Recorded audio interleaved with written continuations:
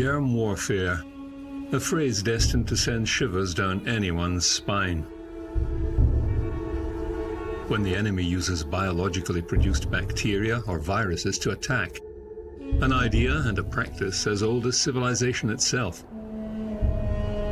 From the Scythian warriors who dipped their arrowheads in the decomposing bodies of the fallen 2 millennia ago, to the madman who mailed anthrax to US government officials early in our own century.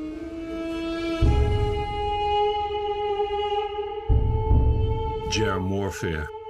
Diseases weaponized to attack, disable, even kill. Weapons of mass destruction of the most hideous kind. But what if such agents of war came not from the enemies we know, but from within our own ranks? A new enemy is emerging. Neither superpower nor rogue nation, neither terrorist group nor crazed individual. No, this new enemy is the natural world itself, a microscopic realm of bacteria. Bacteria within us. And not just any bacteria, but the so-called superbugs. These new agents of germ warfare are fighting back in response to decades of attack by us and the antibiotics that began with Fleming's discovery of penicillin in the 1920s and have since become our weapons of choice.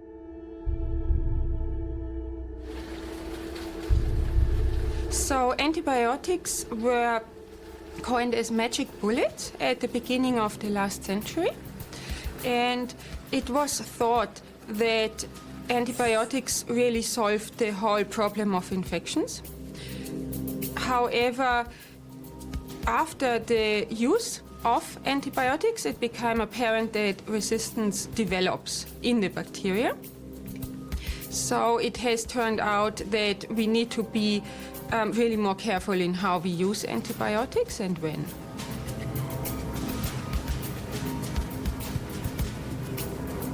Like Frankenstein, it seems, we have created a monster. New types of bacteria now threatening to pay us back. So these superbugs have evolved through our use primarily of antibiotics and other drugs to target them, to kill them, to prevent infections and diseases.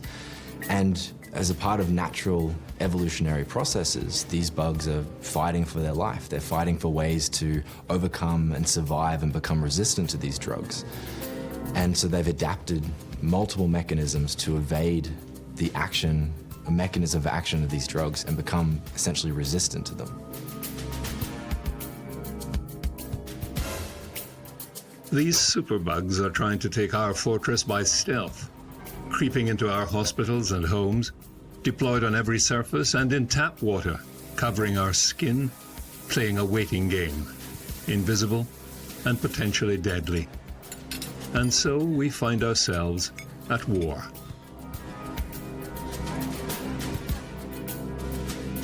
Working on the age-old premise that to know your enemy is to give yourself a fighting chance, we must ask the obvious question.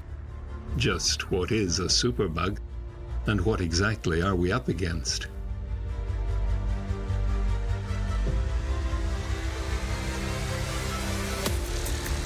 Superbug.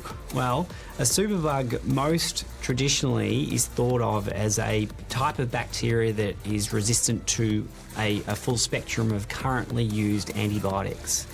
It's a very broad term that but most understood as in terms of the antibiotic resistance space. But we have many super bugs in terms of that can cause illness and disease, and they aren't always necessarily resistant to antibiotics. But the most traditional understanding from the community is that it's bacteria resistant to antibiotics. As usual, our friends in the Fourth Estate are largely responsible for this rather sensationalist and alarmist description.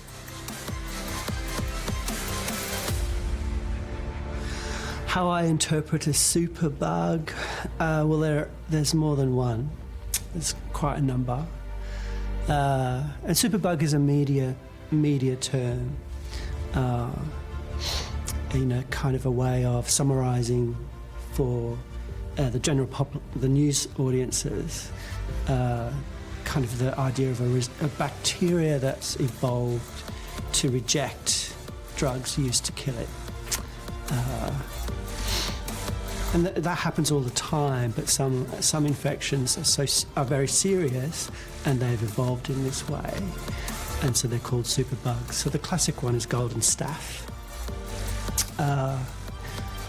which is a hospital-based infection, skin infection, which if it gets into a wound can be quite, and if it's untreatable, it can be quite serious. So superbug would mean those very difficult to treat pathogens that cause infections, where we've got only a very small number of antibiotics that work, or sometimes there's even no available antibiotic that works anymore against these infections. There you have it. Drug-resistant germs are fighting modern medicine, and particularly antibiotics, substances that can inhibit or even stop the growth of bacteria. The medical future looks uncertain unless scientists and clinicians join forces to find new ways of conserving the arsenal of antibacterial weapons we already have and developing new strategies to defend ourselves against the superbugs. In a sense, we have become our own worst enemies.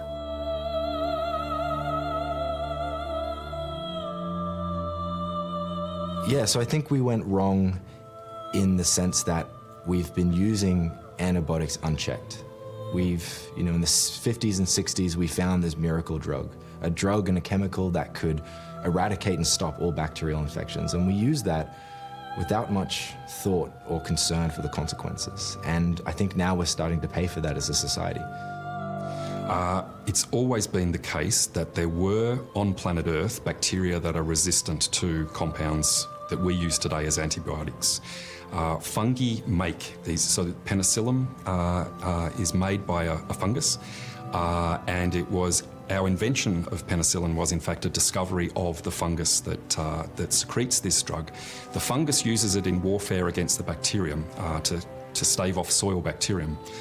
So there have always been drug-resistant bacteria because there have always been drugs, it's just that we weren't using them as drugs previously. What we see now, though, is a huge increase in the prevalence of the antibiotic-resistant bacteria. Within a population, if you're not throwing too much antibiotic into the environment, you would expect that a really small number of the total population of bacteria would be resistant. If one of them infects you, then in the olden days, it was most likely going to be an antibiotic-susceptible one simply because of the numbers. Now that we've increased the proportion of antibiotic-resistant bacteria by overuse and misuse of antibiotics, we have the reverse situation where it's most likely that you'll be infected by a drug-resistant bacterium rather than a drug-sensitive one. And so we somehow have to try and work backwards in the way in which we've put this evolutionary pressure on. But it has always been the case and will always be the case that there are some antibiotic-resistant bacteria in the environment.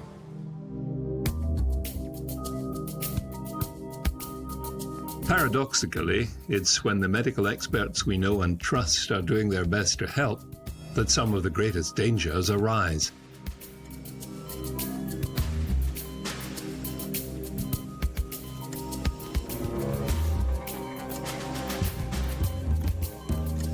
I think basically we look at our skin and our skin is covered in bacteria, which people often don't necessarily realise and recognise. And a lot of the bacteria just live there happily, not causing any problems. But when you do surgery, so when you make a cut in the skin, these bacteria on the skin can suddenly get into the wound. And in that setting, they then instigate the infection. But exactly the reason why they go from living happily and harmoniously on our skin to causing problems in the wound is something that we're really only just beginning to understand, and it's quite a fascinating area as to why these bacteria behave badly in the setting of a wound. They behave so badly, in fact, that some experts are predicting doomsday effects flowing from apparently innocuous causes. If we don't manage new ways to combat antibiotic resistance, The worst case scenario would be catastrophic. I think people will regularly die of scratches and cuts and regular abrasions. I think all of modern medicine would change. Going into surgery would now be a life-threatening decision. Do you put yourself at risk from contracting an antibiotic-resistant infection that we have no mechanism to cure? It's a terrifying prospect. I guess the fears for us is really that we know that a lot of surgical procedures, for example, joint replacement surgery, have lots of benefits for patients. So people who have arthritis are able to then walk around without pain and live normal, happy, fulfilled lives. But the concern for me is if we begin to see increasing amounts of bacteria that are resistant to antibiotics, perhaps those benefits from the surgery will be eroded. So many of the advances that we've made in patient care, particularly in surgery, may be eroded by this increasing amount of drug-resistant bacteria. And that's probably one of the biggest fears I have, that all the wonderful advances we've made in modern medicine may actually be negated by the emergence of drug-resistant bacteria.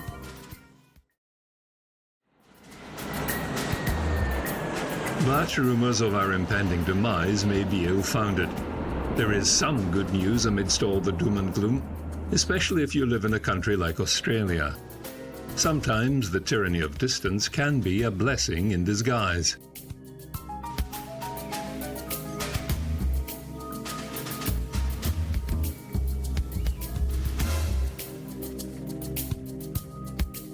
Internationally, we are seeing a lot of cases of very difficult to treat infections in places like South America, also South Africa and Southeast Asia. However, even in Europe, in places like Greece, the number of resistant bacteria has been increasing dramatically. At the moment, the situation in Australia is not quite as serious as in other parts of the world. However, we are seeing more outbreaks of those difficult to treat infections, and also due to the international travel as well, this problem is increasing in Australia.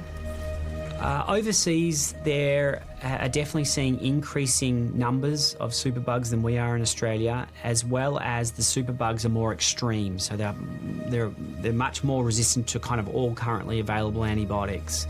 And the issue is that it's much more commonly seen in the community, being in standard things like water fountains or puddles of water around soil, in rivers and streams. So very much embedded within the environment, and the drivers of that appear to be inappropriate and misuse of antibiotics in the community.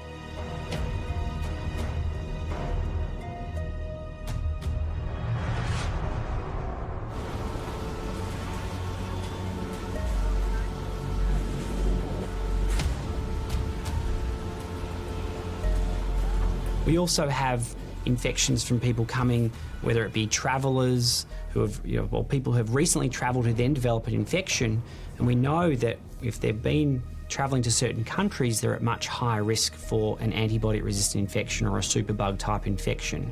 And this is particularly relevant for Australia because the very high rates are within our neighbours, our region, whether it be parts of Southern Asia or Southeast Asia. We know that there's very high rates of superbugs within the community, and if any of us travelled to these parts of the world and came back, we would have a very high chance of being a carrier of a superbug within our gut. And rates of that would be in Southern Asia, it's probably about 70% of us coming back would be a potential carrier of a superbug within our gastrointestinal tract.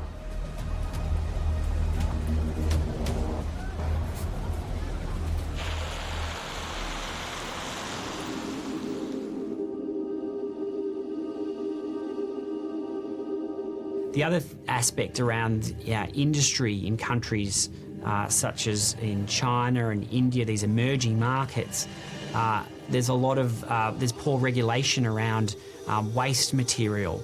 So from big pharmaceutical companies, if you sample the water around a big industry, a lot of that water will have high concentrations of antibiotics in it. And that goes then into the soils and the streams, and then that drives the environmental bacteria to become resistant to our antibiotics that we need to use for humans, and creates a big problem in the community. So I think that there's a lot to learn around regulation of antibiotic use, both in humans and in industry and agriculture.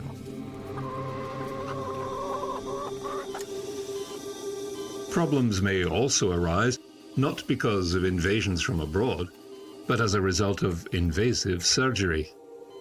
So I think in the hospital setting, the most common cases that we see relate to infections from foreign medical devices, whether it be catheters or ventilator tubing. And all these sort of processes and these interventions, whether it's a catheter or in the vascular system or the urinary system or the ventilator tubing, it disrupts our normal immune responses and our normal defences against invading bacteria. So the most common infections that we're seeing are things such as pneumonia, so chest infections, infections of the urinary tract, infections, intra-abdominal infections that might occur after surgery, wound infections after surgery. So that's the sort of most common group of infections that we're seeing.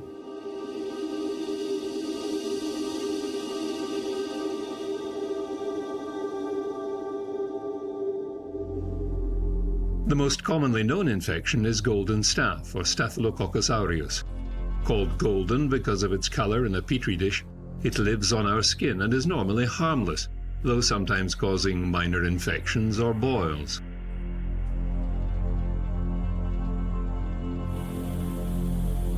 But it is a big problem in hospital environments.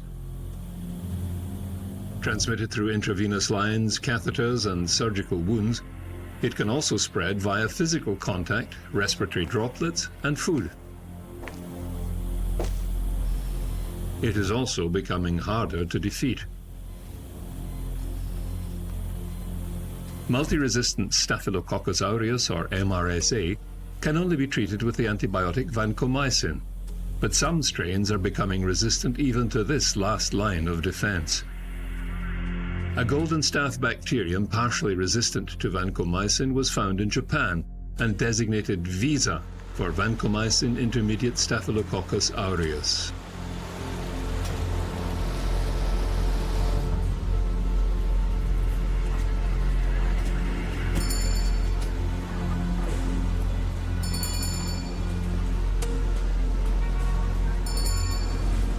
Another highly aggressive bug, which is vancomycin resistant, is Enterococci, or VRE, identified in Australia. This is a bacterium that lives in our gastrointestinal and genital tracts and can be a problem in post-operative patients, infecting wounds and causing septicemia and endocarditis, or heart infections, and urinary tract infections.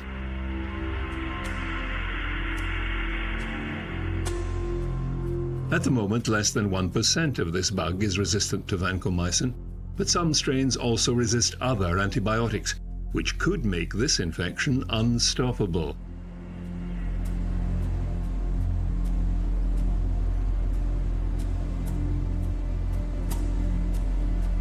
Streptococcus pneumoniae spreads through respiratory droplets and can also cause meningitis and septicemia, or blood poisoning. It can also cause sinusitis, bronchitis, and ear infections. In Australia, half the strains are resistant to one antibiotic, and some 30% are resistant to 3 or 4. As such, a common infection in people, Streptococcus is considered potentially more dangerous than golden staph.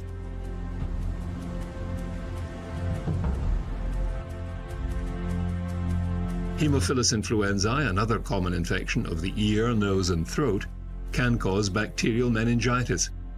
25% of strains resist most common antibiotics. Since the late 60s, gonorrhea has become more resistant to antibiotics and now resists penicillin, tetracyclines, and the newest groups of antibiotics.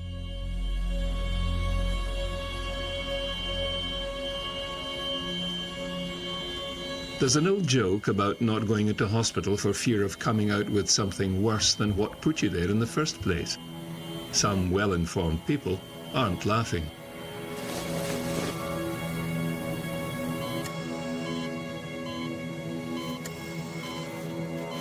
So whenever you give an antibiotic, there's always a risk that a patient might have a complication from the antibiotic itself. So common things are that they can have allergic reactions, so things like anaphylaxis, which we're familiar with, but also rashes and other impacts from the antibiotic. But also we know that the antibiotics increase your risk of getting other infections, and these infections are due to more resistant bacteria. So they can get diarrheal infections due to organisms like Clostridium difficile, but also, strangely enough, when you're giving these antibiotics to prevent wound infections, it actually increases the risk of getting wound infections to more resistant bacteria. So whilst you're trying to do good and trying to prevent harm, it actually inadvertently might lead to more harm for the patient. Anaphylaxis is an acute allergic reaction to the introduction of foreign substances into the body. It's by no means the biggest cloud on the horizon. So my worst fear is that we lose control and we no longer have any antibiotics or any drugs available to treat and combat some common infections, and that a lot of modern medicine is going to be essentially abolished. We'll no longer be able to perform surgeries. Many clinical settings and clinical procedures won't be feasible due to the threat of these antibiotic infections, antibiotic-resistant infections that we can no longer treat. Like most wars, this one is being fought on several fronts at once.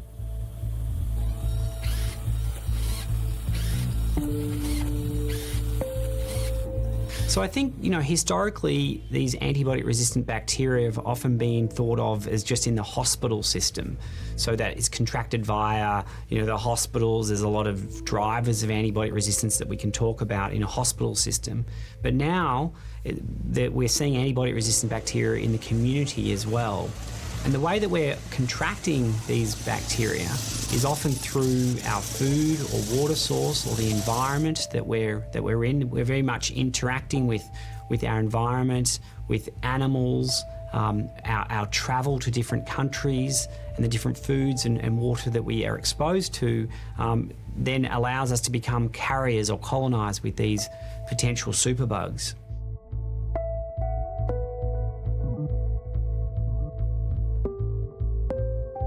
Once again, there are those who can see the way forward. So the reason that bacteria evolve resistance to anything in their environment is that bacteria are extremely good at conquering new environments. So a bacterium that can live in a hospital, when faced with something that would, a drug that would make it die, most of the population will die, but there'll be some bacteria that, for whatever reason, based on their genetics, are able to resist the antibiotic. And this is a force of nature. This is not something that you can do anything about. It's the basis for the evolution of life on Earth, and so it's not a bad thing. It's just that in this case, the outcome is something dreadful, an infection of a person that could well result in their death. And so the evolutionary ability of a bacterium to resist an antibiotic is not something we can stop. What we can do, though, is work out ways in which we either slow down the rate at which evolution will occur, or find some other way, a completely alternative way of getting rid of the bacterium. So, just in the simplest possible explanation of this, you can kill bacteria with a drug, but you can kill bacteria with extreme heat, and this is the basis for autoclaving instruments before an operation. You can kill bacteria with extremely caustic soaps, and this is the basis for scrubbing down hospital theatres afterwards. So there are other ways that bacteria can be killed, and what we need to find are therapies that would be alternatives to the drugs in order to get around this problem of the evolution of drug resistance.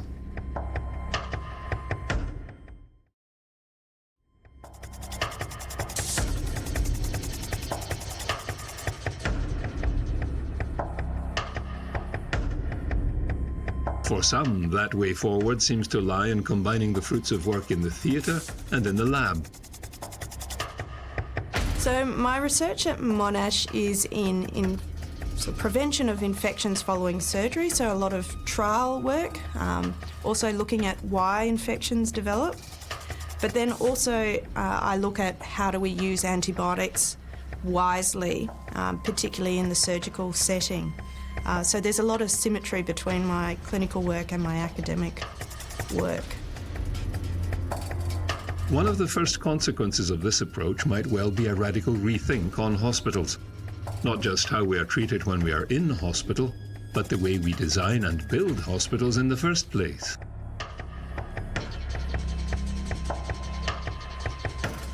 Yeah, I think hospital design is really crucial. I think that superbugs within a hospital setting not only can be on the patients and on the devices around the patient, but that they can be in the hospital environment.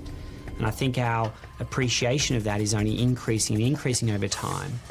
And, you know, a prime example might be that older hospitals might have multi-bed bays where you have 4 patients in one room, all sharing the same bathroom. And in terms of transmission, that would be a very high risk from person to person, as well as within the bathroom.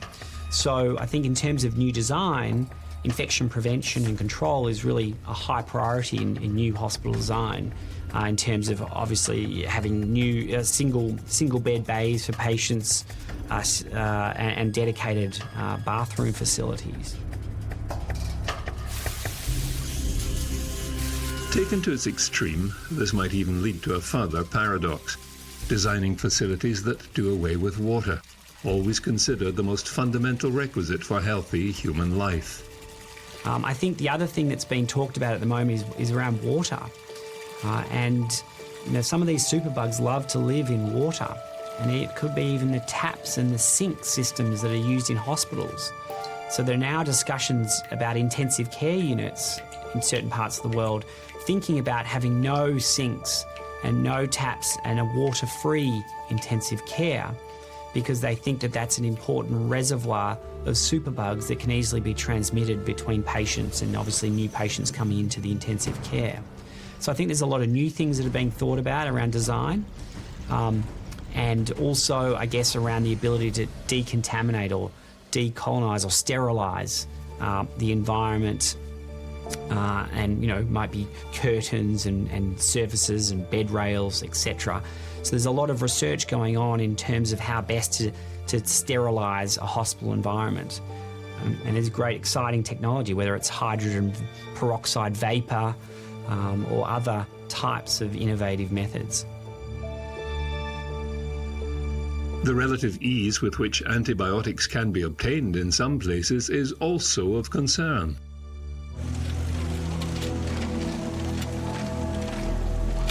So, for example, not needing a script to get antibiotics, they can go straight to a pharmacist and just get antibiotics without a doctor requiring a script.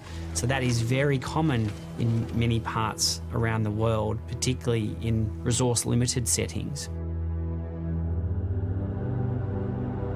In other words, we need to pay closer attention not only to our hospitals, but to the wider world in which the use of antibiotics, sometimes without due care and attention to the consequences, has become so widespread.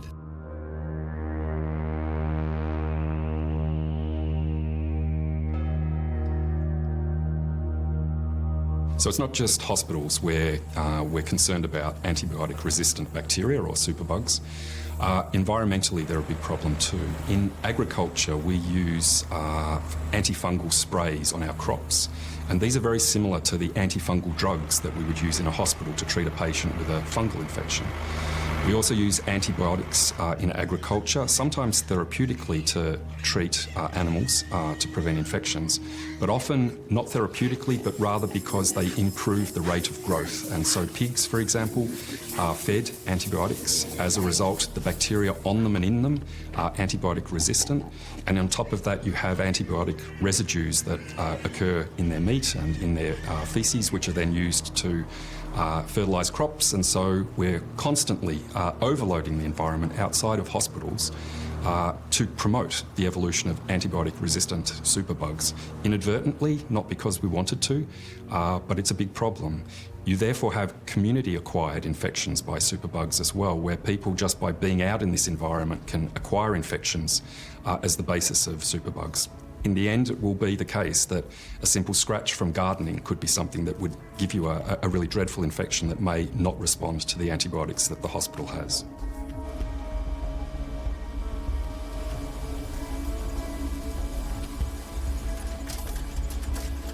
Another part of the answer is antibiotics themselves. Not only the development of new ones, but the strategic approach of using existing ones in previously untried combinations to produce a result whose whole is greater than the sum of its parts. So there's several strategies that are being pursued at the BDI here at Monash that are alternatives to coming up with new drugs. One of the fascinating things is the idea of using multiple either antibiotics or an antibiotic and a different drug, which can be used in a combination therapy that will be more difficult for the bacterium to become resistant to. It doesn't stop resistance, but what it does is extend the window over which it takes evolution to finally catch up to becoming resistant to this therapy. Ultimately, perhaps we will come across a combination therapy which will be impossible for bacteria to become resistant to. That's a great hope, of course. Another thing that we're doing is to move right away from the idea of drug resistance. So there are several people here at the BDI who are looking at ways in which you could instead treat the patient as opposed to the infection. And by that I mean to stimulate their immune systems to use a drug, or which may be a drug that's existing if we can work out the right sort of way of delivering it, or it may be a drug which needs to be discovered. But the idea here would be that if you had a compound which would promote the immune system to make it stronger than the bacterial infection, or indeed the fungal infection, then you have opportunities where you can treat the patient rather than treating the infection.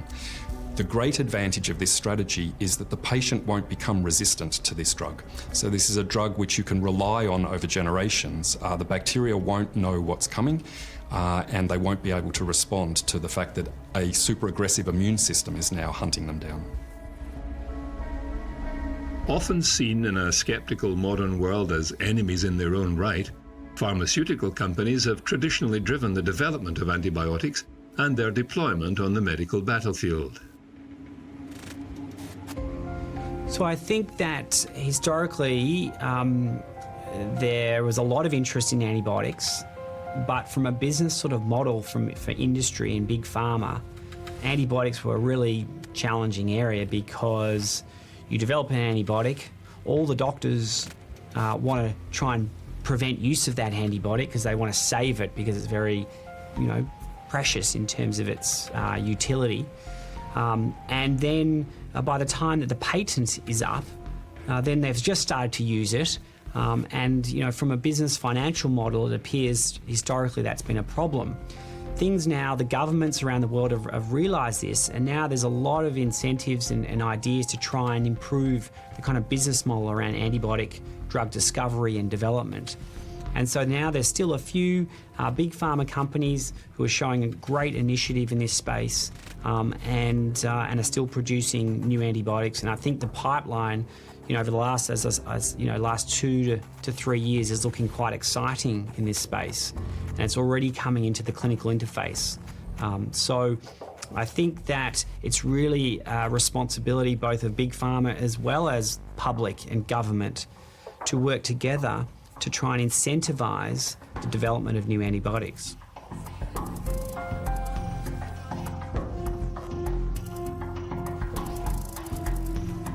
Monash University in Melbourne, Australia, is on the cutting edge of this research with a multifaceted approach to the problem. My work involves studies in a laboratory where we look at the effects of different antibiotic treatments on difficult to treat bacteria. And also it involves mathematical modeling in order to describe the relationship between antibiotic concentrations and effects.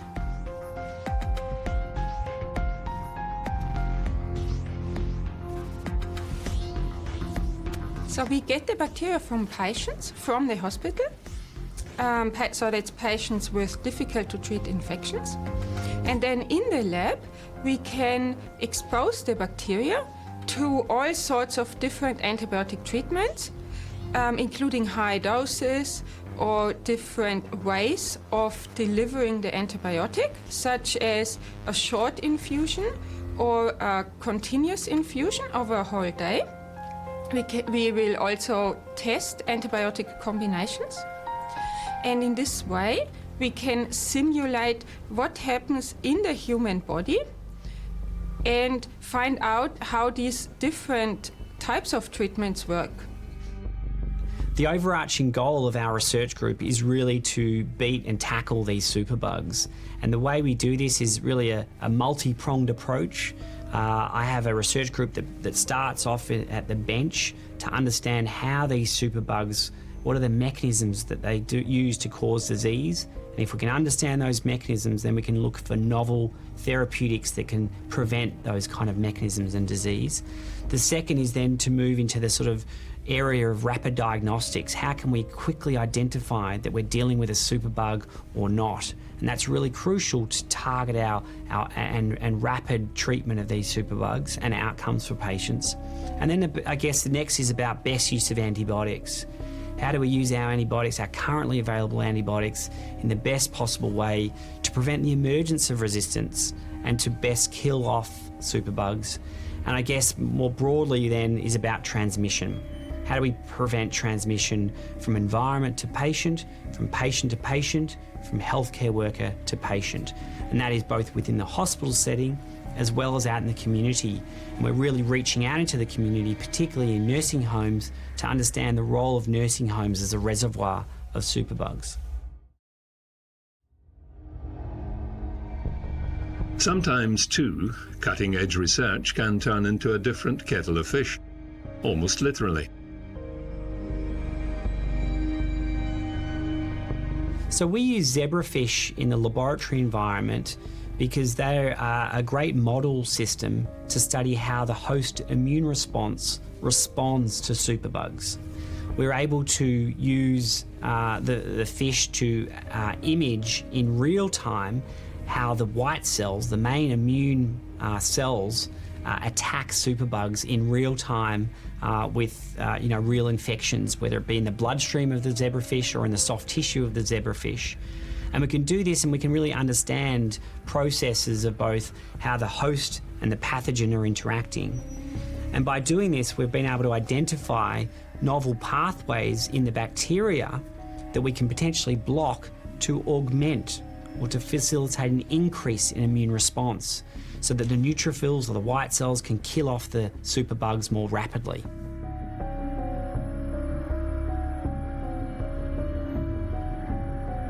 So zebrafish have the real advantage of, particularly in their early phase, which is called the embryos, they're transparent.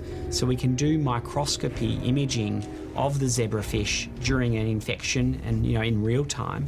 The other thing is that we can manipulate the genetics of the fish, so we can actually have fluorescent white cells. So if we have red fluorescent neutrophils or white cells of the fish, and we have green fluorescent superbug, we can actually look in real time how they interact and do very detailed imaging and microscopy.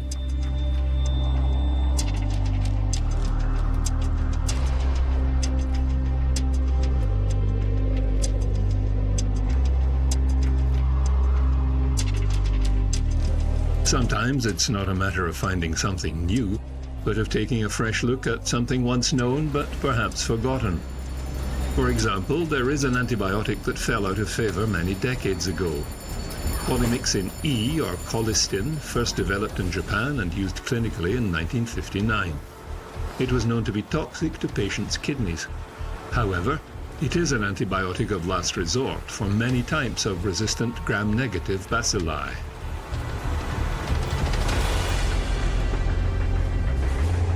We came to work on colistin because it was starting to be used increasingly, and in recognition of the fact that it was introduced back in the 1950s, it came onto the market at a time when there were not many studies done during development of a drug to understand how to best use the drug, to understand its pharmacology and so forth.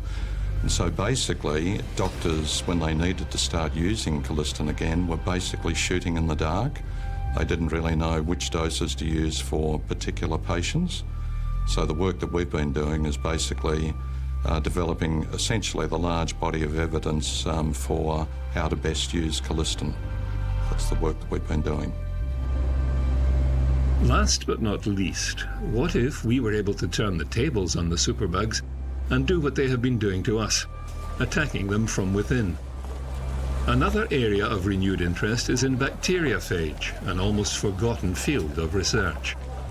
There are some pockets of continued use of this little-known treatment, which uses the viruses that live within bacteria to consume them. Research is gathering momentum on phages and the lytic proteins which can cause dissolution of bacterial cells.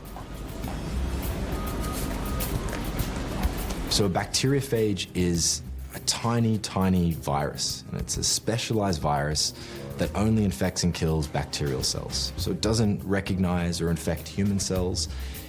It won't affect the general microbiota. In fact, it's highly specific for a specific bacterial strain, and it will bind, infect, and replicate within that bacterial cell, and then it will eventually burst and kill that bacterial cell and release more phage back out into the surrounding environment.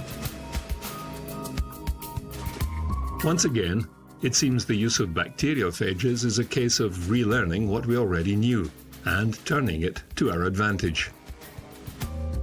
Phages were discovered in 1917 by a doctor called Félix de Herelle, and he was a French-Canadian microbiologist, and he noticed these plaques or zones of clearing on his bacterial plate, and he did a lot of study and investigation on them and proposed them as a virus that infects and predates on bacterial cells. So they've been around or known about by humans for over 100 years. In fact, we discovered phages before we discovered antibiotics, and they were used as an antimicrobial agent for 20, 30 years before Alexander Fleming discovered and used penicillin. They stopped using phages because they're a biological entity, they're a biological virus, and being part of biology, they're extremely complex and they're extremely diverse. And so unlike antibiotics, which are defined chemicals that we know their structure and the mechanism of action, phages are very different. They can be extremely unique, extremely diverse, and that makes understanding them and applying them much, much more complex. And so it's taken us a long time to understand their biology and to be able to use them in a therapeutic setting. While war has often opposed East and West, the war on superbugs makes allies of enemies in a common cause. So Eastern Europe never really gave up on phage therapy. A lot of labs and institutes in Poland and Georgia and Russia continued on with phage, not only research, but also therapy. And while the West was caught up in antibiotics and their use as a miracle drug, a lot of Eastern Europe still used phages as a way to treat and combat bacterial disease. And still to this day, one of the biggest phage therapy clinics in the world, the Eliava Institute, is based in the Republic of Georgia in Eastern Europe. There's more phages than any other organism on the planet. And so they're everywhere. But the problem with phages is that they're highly specific. They'll only typically recognize a certain type of bacteria. So in order to use them therapeutically, you need to isolate and identify the phage to be able to use it to treat and target a specific bacterial infection. So what the clinics and research institutes in Eastern Europe have done have stockpiled huge collections of phages, huge libraries of phages that have antimicrobial activity against a broad range of different pathogens. And they've had this experience and these libraries for decades now, and they're now using these to treat difficult to combat bacterial infections. Phages, new drugs, clever hospitals, a responsible approach to antibiotics and their use, all well and good. But what if none of the above should work? Where would that leave humanity in its war against the superbugs? What I think is a real tragedy, so the ultimate irony is that as we get better and better at defeating cancer through the research investment that's been made and the clever therapies that have come about, More and more of the people who die as a result of cancer will die from infections. They'll die from infections because of operations they have to save their lives from the tumour or from the other cancers. And they will end up with a post-operative infection which is multi-drug resistant, which the doctors can't do anything about, and that will be their fate. Particularly in the case where the person may have had to undergo chemotherapy or radiotherapy, which impacts their immune system. And I just think this is such a dreadful dilemma that we really have to up our game in terms of what we do, looking into research on infections, on microbes, on bacteria, on fungi, to make sure that this terrible tragedy doesn't eventuate.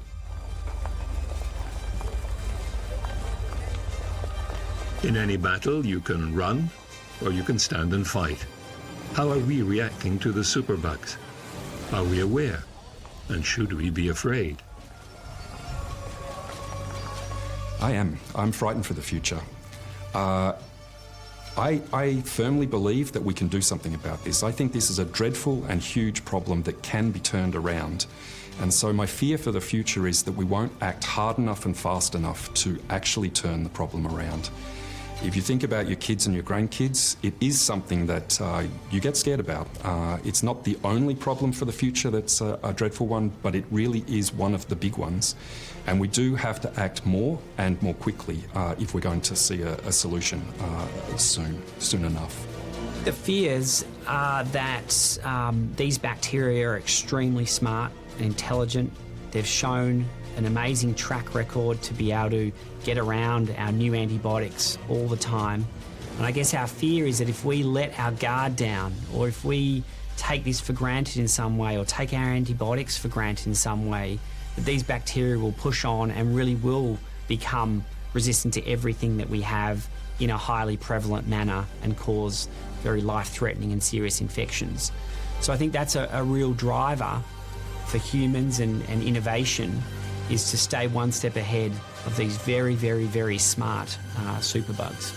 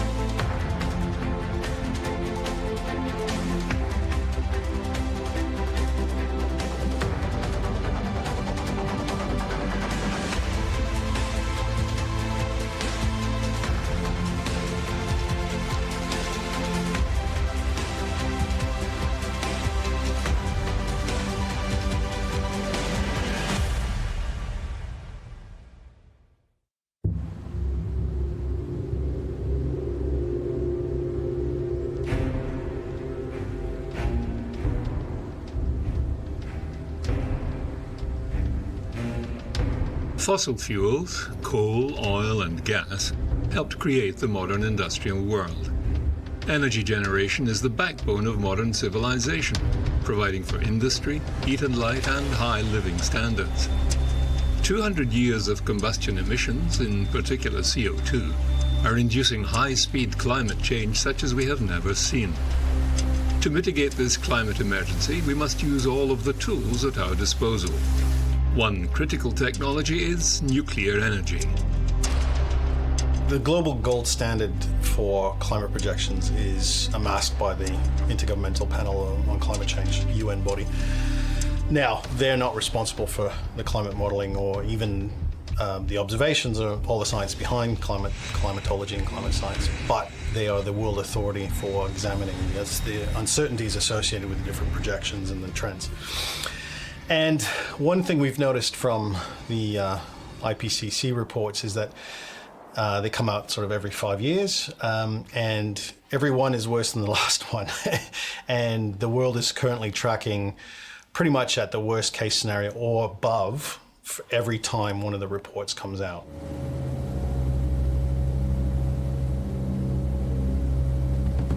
Intensive observations have revealed consistent cryosphere reduction and global temperature rises.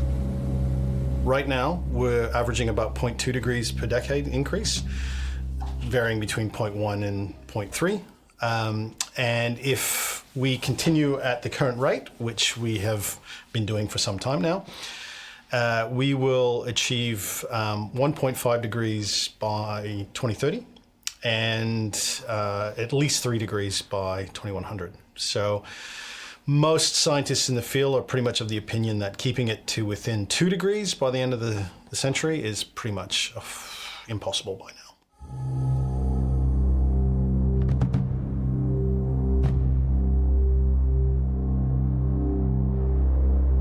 Moves to reduce carbon emissions to counteract climate change and its effects have been slow.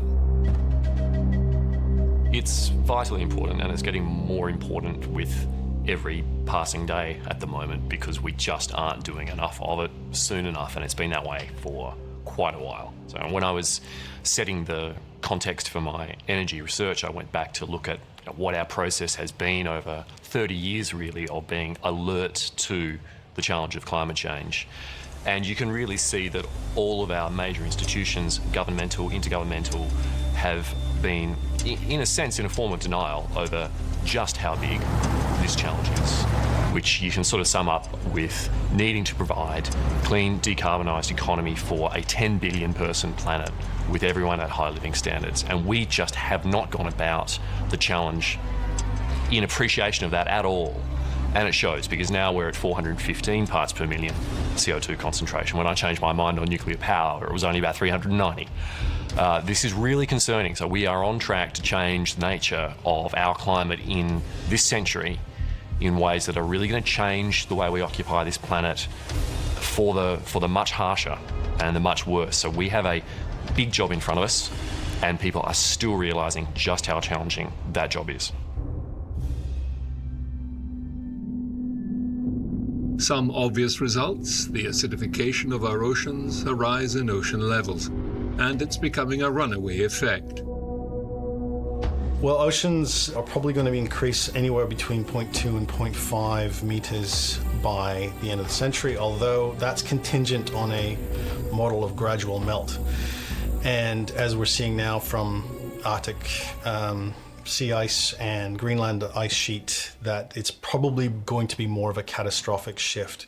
Also, the paleo data from mass pulses of ice and fresh water through the different interglacials and glacials events over the last 200,000 years or so show that it wasn't gradual. So we had these huge pulses, especially coming out of the North Atlantic, that changed sea levels in terms of meters in less than a few centuries. So we could be seeing a lot more.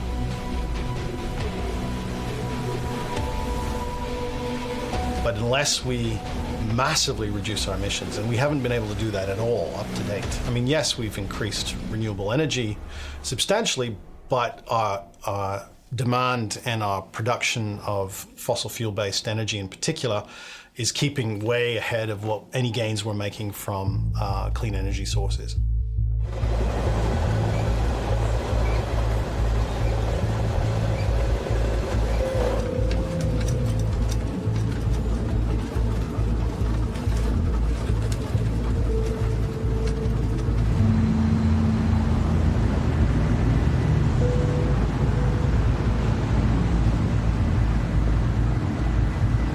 Another consequence of burning coal has been air pollution, and its effects on populations have been dramatic. Estimates suggest that in India alone between 2011 and 2012, there were 111 coal-fired power stations. As a result, the country registered between 80,000 and 115,000 premature deaths and more than 20 million asthma cases.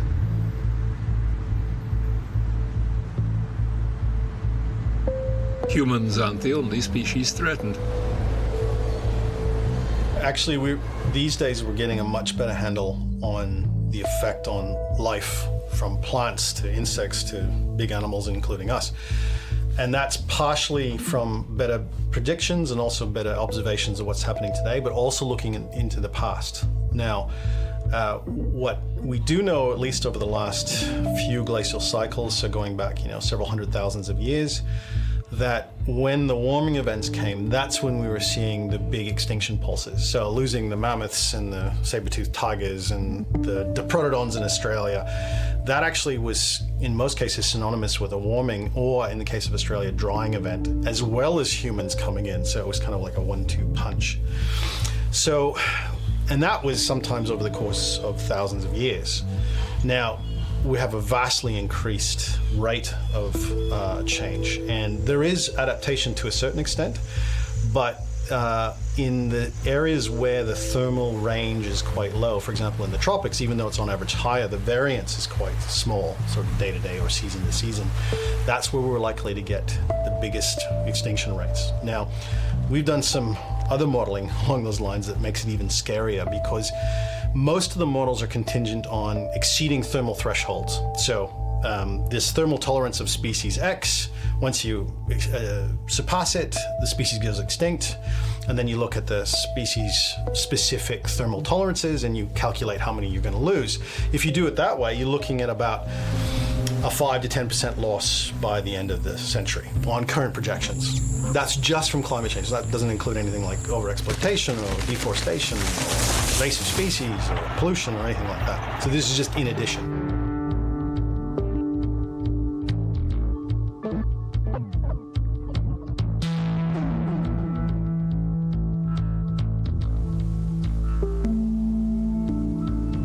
But ecology doesn't work like that. So what happens is you get one species that will depend on a whole host of others. For example, it's simply a specific pollinator to a specific type of plant or tree or something like that, or a flower. When the pollinator goes extinct, the plant does. Or the other way around. Or I think of a predator and specializing in particular prey. If the prey goes extinct, the predator goes extinct. We call these things extinction cascades. And we just did some work last year that showed that not taking into consideration these extinction cascades underestimates the effect of climate change by up to 10 times in a warming scenario. Not only that when you try to break the system, and these are virtual Earths really that we're creating, when you try to make the worst case scenario to get the fastest extinction rate to total annihilation, it pretty much mimics exactly what's happening with the heating scenario. Even I, who receives terrible news every day, was absolutely shocked by that kind of information. We have no idea how bad it's going to be.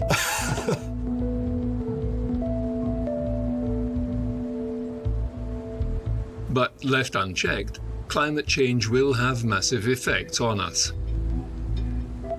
Well, there's quite a lot to that, obviously, because it affects human societies in so many different ways. There's obviously the direct effects like heat waves. In fact, in Australia, the biggest mortality type from a natural disaster is not bushfires, it's not cyclones, it's actually heat waves. More people die from heat waves in Australia than any other natural event. Flooding, doesn't matter. So that's a direct effect. But we also have so many indirect effects, and one of those, of course, is food supply. Now, a lot of people might be thinking we're sort of at that optimum yield kind of threshold for most major crops around the planet. That's possibly true. There could be more intensification, but generally speaking, if you look at like some of the major crop types, like wheat, for every 1 degree of warming, you get about a 6% reduction. Now, that's considering a linear prediction, which is unlikely to be. But water is another issue. We have already halved the water availability per person across the planet since the 1960s.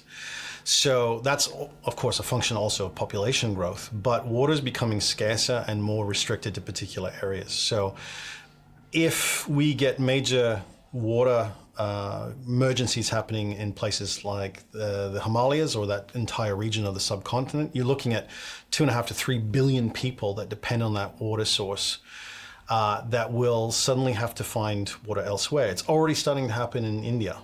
Australia is no stranger to water shortages. We are the driest inhabited continent, and yet we still choose to grow things like rice, and we can't seem to manage our largest river very well. So, if we can't even do it, it's unlikely that many other countries will be able to. Not only that, human population will grow by about 35% by 2050. So we're gonna hit about 10 billion by 2050. We're likely to exceed 11.5, 12 billion by the end of the century. And because of most of that growth is in developing nations, we're going to actually have to double our food supply by 2050 just to keep pace. Because many of the developing nations are eating more meat, which is more both water and food intensive. And that brings about an associated lift in emissions. So, you think about emissions from electricity production only represent about 1/3 of the total emissions of a country. Agriculture is another third. So we have to get the agricultural side of things from a climate change mitigation in addition to just electricity supply.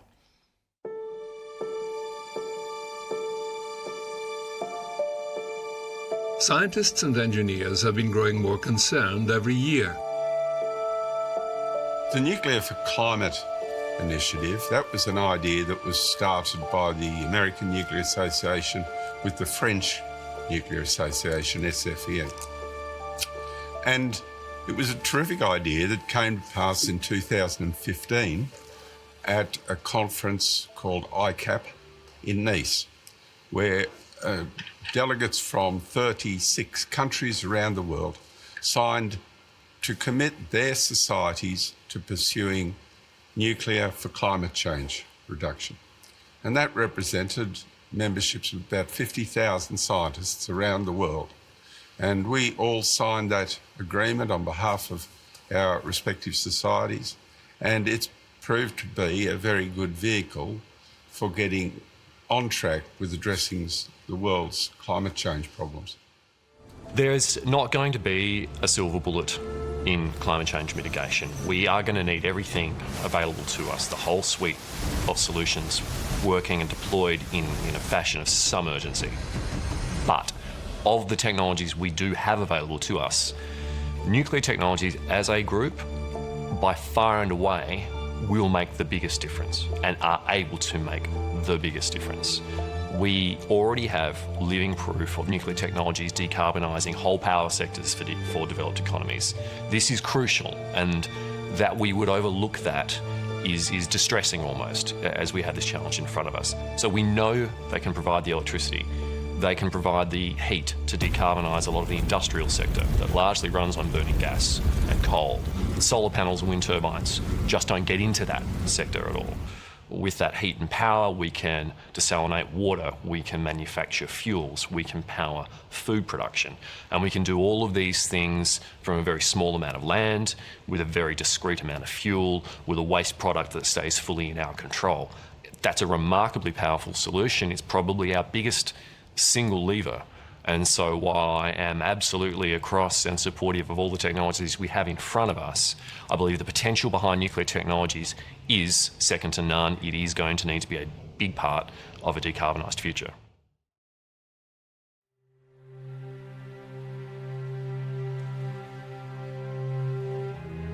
The world needs energy, and fossil fuels have to be replaced with renewable, clean energy. It's not just about coal. We have the need to replace petroleum fuels in our light vehicle car fleet and in our heavy vehicle car fleet. We need to be putting more electricity into our train systems, not diesel. We need to be replacing metal smelting with hydrogen reduction as opposed to carbon reduction. So there are a whole suite of industrial processes and transport processes which will take more reactors in the future. And there will be different reactors. There will be high temperature reactors which are able to address these industrial processes. One, for example, such as the terrestrial energy reactor being developed, which is a molten fuel type of reactor, a molten salt type of reactor. They've got terrific advantages because those reactors do not operate at elevated pressures, and they operate at elevated temperatures, able to take part in industrial processes which need elevated heat. Yeah, I mean, one of the major limitations of non-nuclear clean sources of energy like solar and geothermal and wind is that you have to put them where the sunshine is and where the wind is and where the geothermal is, which means that you need a quite a vast transmission network, and it's usually not in the places that have the highest demands. Whereas something like a small modular reactor, you can stick next to the highest demand source of electricity or industrial heat. That's another thing that nuclear does provide is the really, really high temperatures we need for industrial processes that we can't achieve yet, at least with renewable energies. So you could reduce your costs in terms of transmission by placing these anywhere you needed them, and really get rid of the transmission requirements and the loss of energy that you get from transporting it over long distances.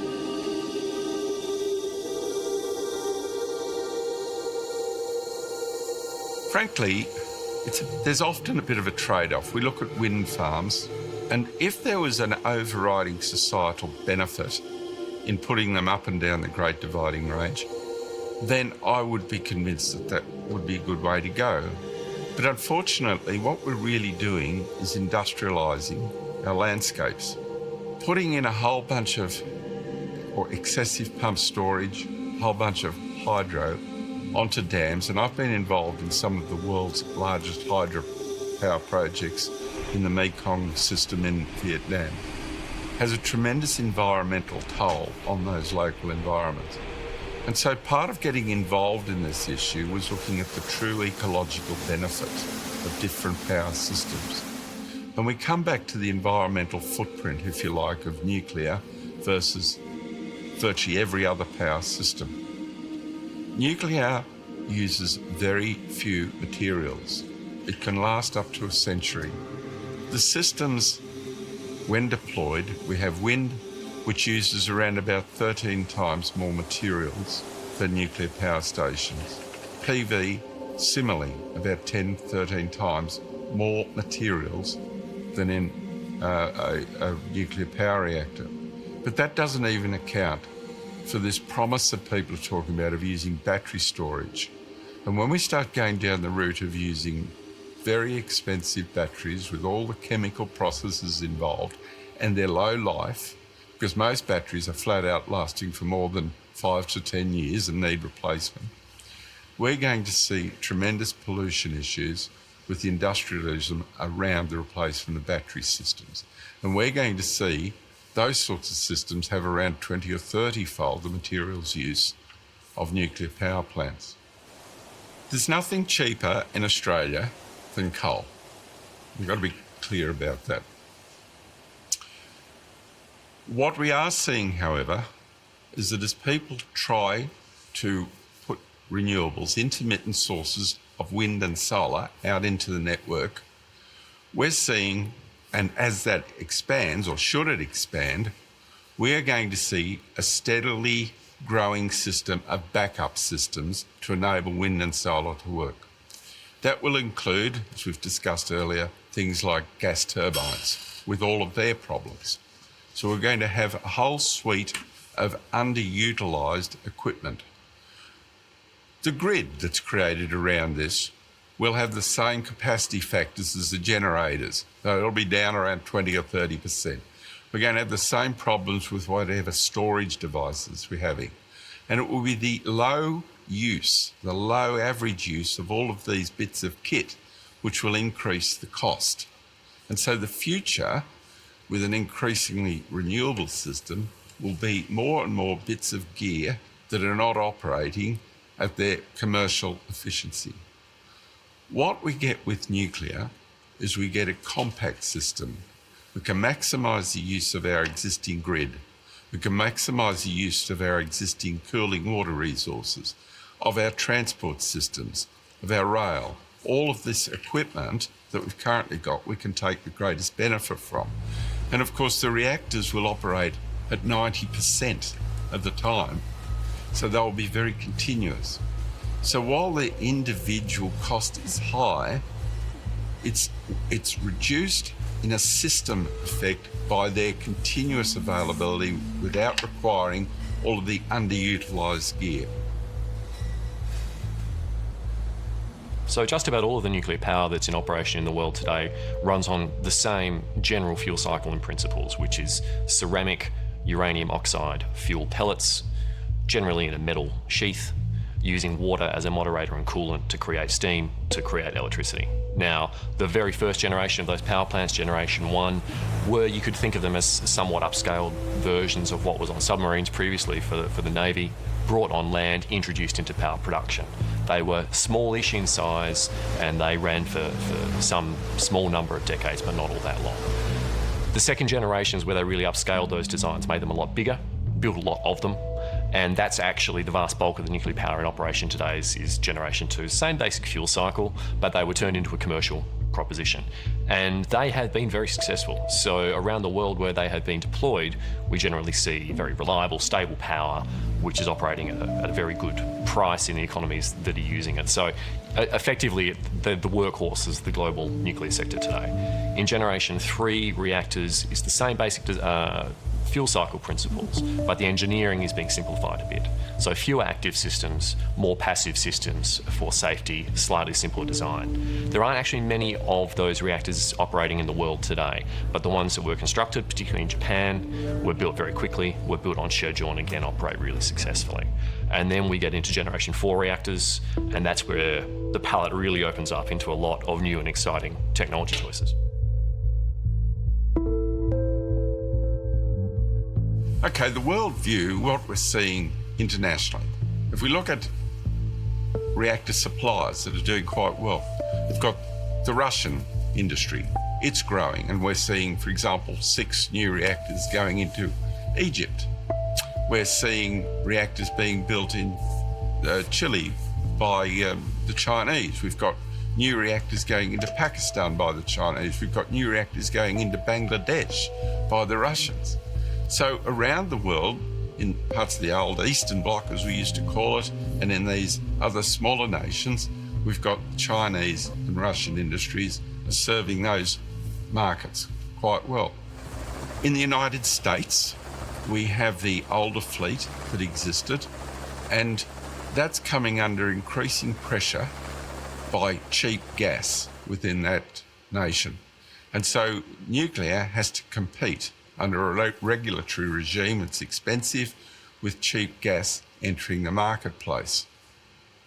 But the new administration over there, and actually the old Obama administration, were looking at putting programs in place to encourage the development of new reactors. And so we have terrific new reactors like NuScale, which is a small modular reactor, which can be built in modules up to 600 megawatts.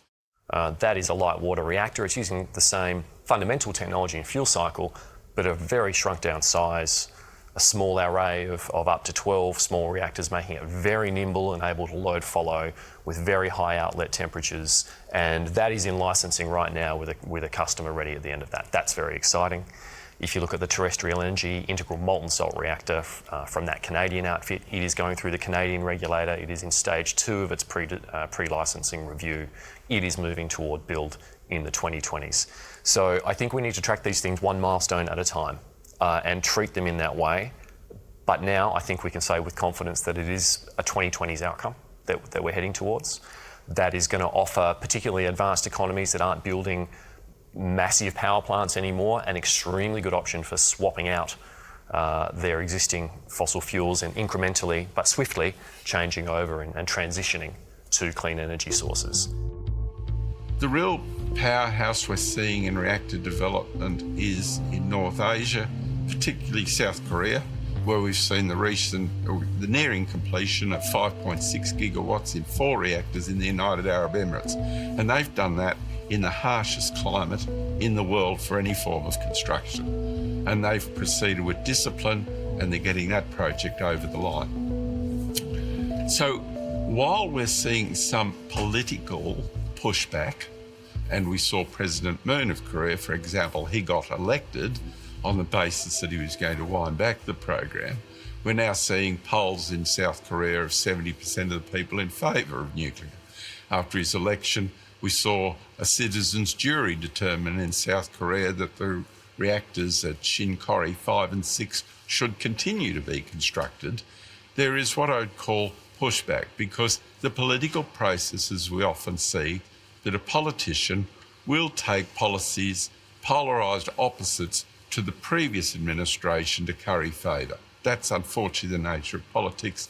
We saw that happen also with President Macron in France, where he was initially elected on the basis of tampering back the French nuclear fleet, and now we've seen a report come out about 2 weeks ago where they're advocating the building of 6 new reactors, and also the resignation of their Energy and Environment Minister over that sort of issue. And so the President of France has now realised, for example, what a tremendous benefit low carbon nuclear energy is in Europe, and he's contrasting that with the appalling situation you've got in Germany, where they're winding back their nuclear fleet. Their emissions are plateaued.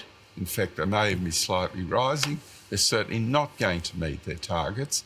They've got lignite mines now being developed, and their emissions are up around the 500 grams per kilowatt hour compared to the French emissions down around 40, or about a 12th of the German emissions. And so around the world, we do get reassessment by people, particularly as a result of Fukushima. But then we see changes in resolve, and we've seen that now going on in Taiwan, where they're now reassessing their decisions and in favour of keeping nuclear. Well, Germany is the classic case of what not to do. The Energiewende was a massive failure. I mean, they're currently spending about €500 billion to increase the renewable energy transition without actually cutting any of their emissions, because they chose to shut down nuclear and opted for lignite as base or the primary source of that electricity. So we absolutely don't want to do what Germany is doing. I mean, even there's a lot of pressure in places like Japan and South Korea to do the same thing, when you've got demonstrable successes like France and Sweden and Ontario in Canada. And Ontario is really the kind of the pie in the sky example of what we want to be able to achieve. Yes, they have lots of hydro as well, but they have some of the lowest emissions on the planet in a very wealthy and well-functioning society in the developed world that is really, I think, the icon we need to be striving for. France, for example, is another one. I mean, the one thing you think about when you think about France is gastronomy and wine. Well, not one thing, several things. But we generally don't think that image has been ruined by the fact that they are some of the most nuclearized countries on the planet. So I think that having that kind of demonstration that it works is exactly the reason why we shouldn't be shutting them down. We should be putting more in. If you look at places like China, India, much of the Middle East, they're putting in nuclear at a rate that just boggles our minds. And they're doing it because they need to. You can't breathe the air in some of these countries. So that's one impetus. Massive burgeoning development and consumption means that they need lots of electricity. So, you know, if these countries are going down that route, we should be considering it as well. In total, there are 450 nuclear reactors in use, supplying only 10% of the world's electricity. 50 reactors are currently under construction in 15 countries.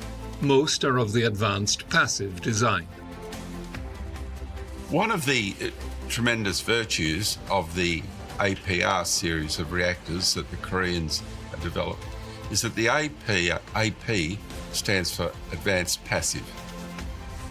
And what we have seen through what we call Generation 3 and Generation 3 Plus reactors is for the ability of these reactors, if they come under a critical departure from proper operations, is for them to be able to shut themselves down passively without human intervention. And we also have other benefits in those reactors, such as pressurised core injection. So water can be driven into the reactor, or the entire reactor zone can be flooded. And that would prevent issues such as that which happened at Fukushima, for example. So there are a significant suite of new advances that are going into the AP series of reactors that did not exist in the earlier ones and would be incorporated into the types of reactors that would be used in Australia.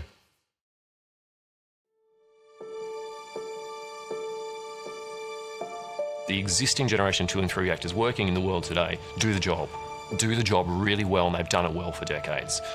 But why would we want generation 4 reactors? Well, there are some real advantages that are coming. With some of the advanced fuel cycles, they become what's known as walk-away safe, or inherently safe, meaning it literally, by dint of physics, cannot have a runaway overpower event. So they are effectively meltdown proof. Even if you were to simply switch everything off and walk away, they will sit stable and calm. That offers a few advantages. It de-risks the projects hugely in terms of their siting. They require smaller emergency planning zones. They can be more comfortably embedded in industrial settings. They can be more easily connected onto grids. The materials become a lot lighter. Many of these designs will operate at atmospheric pressure. So rather than pressurising water very, very hard as its coolant, because they're using advanced coolants, they have a much lighter build. There's no pressure containing energy, so they become simpler designs. Where I really believe all of that is heading is we need them cheaper.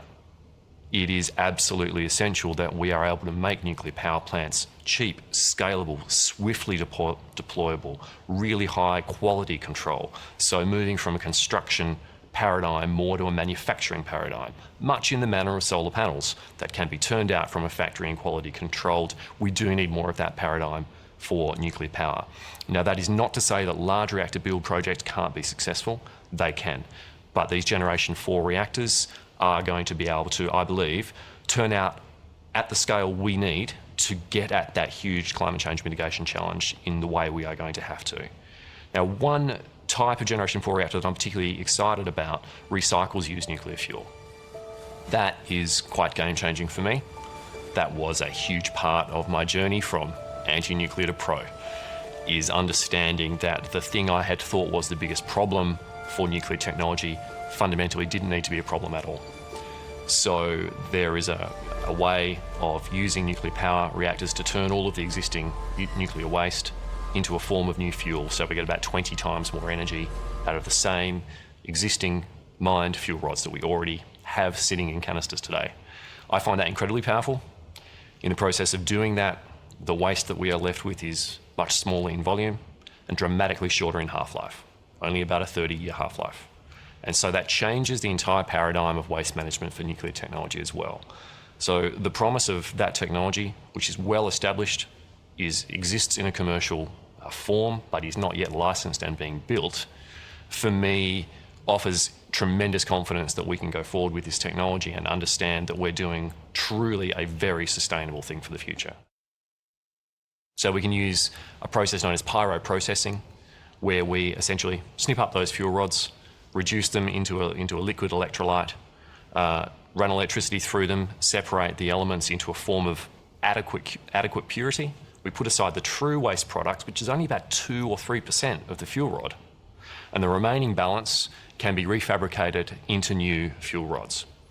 And using a metallic fuel alloy and an advanced fast reactor, those fuel rods can breed and create more fuel on every occasion. And we put it into that closed loop and progressively recycle all of that fuel rod. And that waste product that comes off the side, known as fission products, only has a half-life of about 30 years. So suddenly my mind was a little bit blown when a challenge went from things with 24,000-year half-lives, so 250,000 years, to something with 30-year half-lives, or 300 years of management. Suddenly that's a completely different paradigm that opens up a huge range of options for responsible waste disposal, not least of which getting 20 times more zero carbon energy from the same fuel we already have. Now, the power of this can't be understated. It really means that if you take all of the existing used nuclear fuel around the world, if you also add the depleted uranium that came from the enrichment process, there's enough existing fuel to power that 10 billion person world at high standards for several hundred years right now.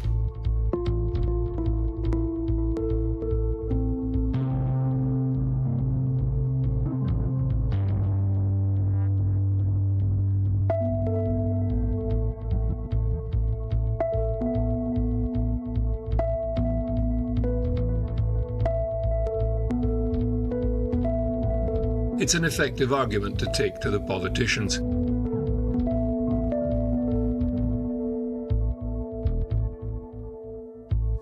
Well, I'm a little bit jaded being a scientist and having interacted with politicians for many years. If anything, politicians listening to scientists is getting less likely and than more. So in by itself, even the climate emergency and more scientists backing these kinds of technological solutions, or at least contributions, isn't going to be enough. I think we really have to get better at marketing the message and understanding the pros and cons a little bit more, and trying to take the emotions out of the rational decisions. Because when you come down to looking at everything, including not just the costs, but the safety and the economics of the long-term effect and obviously the reduction rates in emissions, they speak for themselves. And we have to get over a long-term negative association with the N-word and try to show people that, really we don't have a choice. I often say to people, I said, look, even if we were implementing Gen 2 kind of technology, so going back to the Fukushimas and the Chernobyls, or even before that, and even if that was all that was available to us, the magnitude and the emergency of what's happening today in terms of climate alone means that we could, even if we had meltdowns, it would still be worth it, because on average, we would still be ahead. So, of course, we don't need to rely on that technology, so it's much, much better. But I'd be willing, I have a small bit of land in the Adelaide Hills. If someone said to me, we've got a small modular reactor and we need some space to put it, I'd put my hand up right away. And I run a farm. So, it's to that extent that we need this kind of technology. And there have been other precedents for that type of thing around the world. In the 70s to the 90s, 1970s to the 1990s, France built 58 reactors over a 22-year period. And they did that before the advent of the personal computer in the workplace. So they were really ahead of their time. We would replace the coal-fired power plants that are going to retire between now and 2042. That's 20 gigawatts of energy will be departing the system, and we would replace that with 20 gigawatts, or roughly 20 power reactors across Australia. So that would be an ongoing program of construction. Making a concerted effort to disassociate the N word for nuclear weaponry from the N word that is nuclear energy is a really important part of that, and convincing people that it's safe. People don't process risk in a probabilistic sense. We're not, robots. Most people have to train to do probability theory, and to think about the probability of there being a problem for a particular technology, or not implementing a particular technology. It's hard for people to fathom without really good metaphor and analogy and a lot of information available to them. I am heartened that it appears to be possible if we look at places like the United Kingdom, if we look at places like Finland. We do see pretty good, strong, growing political consensus around climate change and energy that have become technologically inclusive. So there are models and templates out there for this type of depoliticisation of nuclear power. It will be hard. It takes people to speak up and set a good example. I try to set the example from the point of view of one of those people who is so concerned about climate change, trying to build bridges, trying to provide, I think, particular for other people to see that I can be a supporter of these technologies, and that doesn't mean saying goodbye to these environmental values that I hold dear, because it doesn't. It's actually remarkably, incredibly consistent with those environmental values. And I think once people can feel that, they feel a lot more confident about getting on board and having a depoliticised discussion about nuclear. It's a big challenge, and we're challenged every time we speak and open our mouths on this topic to try to move it forward and not fall back into old patterns and old habits. Well, I think if we're looking for leadership in this kind of technology, we won't be finding it from our politicians. But we need the politics to be on side, because currently nuclear is illegal for electricity production in Australia. And that's in a number of acts. So it's in the Environmental Protection and Biodiversity Conservation Act, it's in a number of other acts, that we'd have to rejig a bit of our legislation. That's not that difficult, as it turns out, but we would need to deal with the legislation and the politics just to make it legal. But if we're waiting for politicians to do that for us, it's not going to happen. I see, obviously, the younger generation as being the key to almost every issue that we have environmentally or otherwise today. But it has to be across society. I think that if we are going to get acceptance of implementing nuclear, for example, in Australia, we need to have that across the board. Yes, more educational material, more training, more promotion, and certainly more discussion. A lot of people, including myself, have tried to make awareness a bit more about these issues, and there have been more and more bits of information that are helpful. Obviously, something like this particular film is going to be useful for people, and getting the message out. And it's happening. It's happening slowly. I mean, you don't get a culture shift in a few years. Often it takes a generation or two. But the more material we have and the more evidence we have are great things. And I guess that's the first step.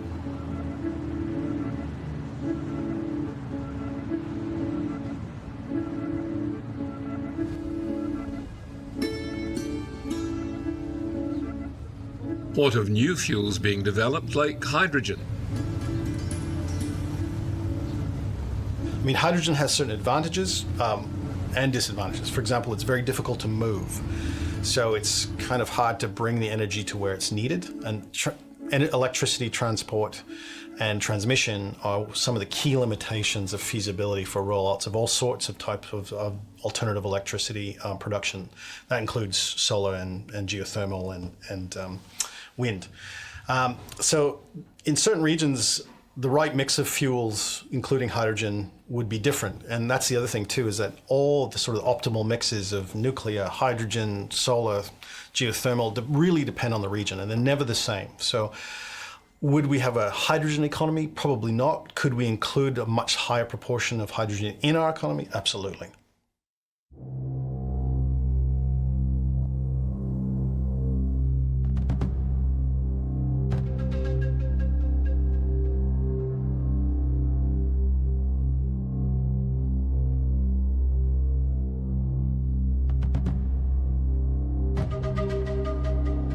And the promise of fusion power. ITER is an experiment to try and demonstrate that you can operate and maintain that plasma for periods of time necessary to produce fusion power. So there's various concept designs that would generate fusion electricity. There's a European demonstration power plant design. China has one that I talked about. Japan also has one, as does the US. And Korea also has a K-demo concept. So the idea of ITER is to generate the science information that's necessary to operate and control in a steady state fashion a fusion power plant. So ITER, when I say operate and control, what I mean by is that we haven't run a machine in a burning plasma configuration before. So we really need to explore and understand whether or not the machine will run in steady state, whether or not the alphas will remain sufficiently confined to produce a self-heating plasma, whether or not the plasma will be stable over a long enough period of time to produce power. So we need to answer all of these science questions first.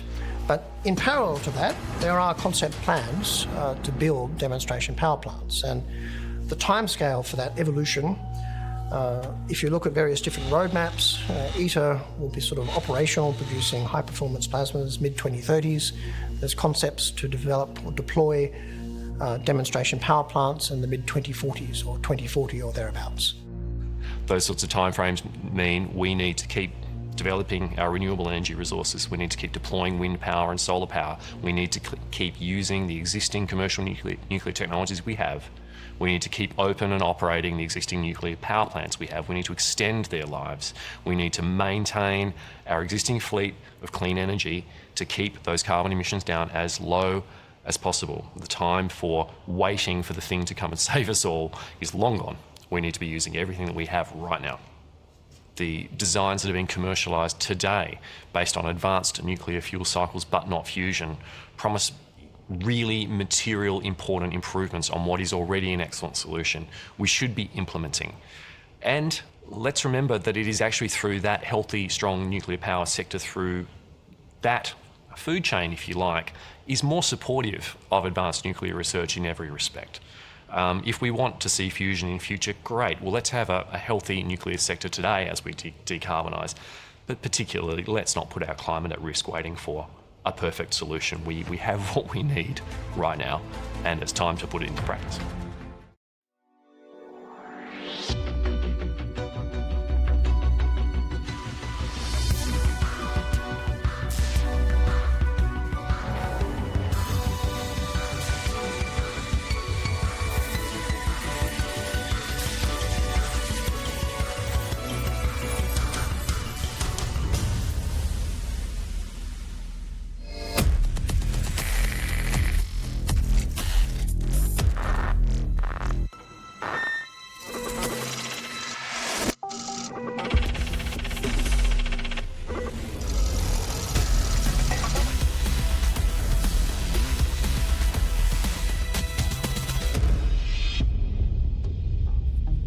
As with most things that are new and strange in our lives, Hollywood has made us rather fearful of artificial intelligence, or AI. How many movies have you seen where killer robots or supercomputers use their advanced capabilities to enslave mankind?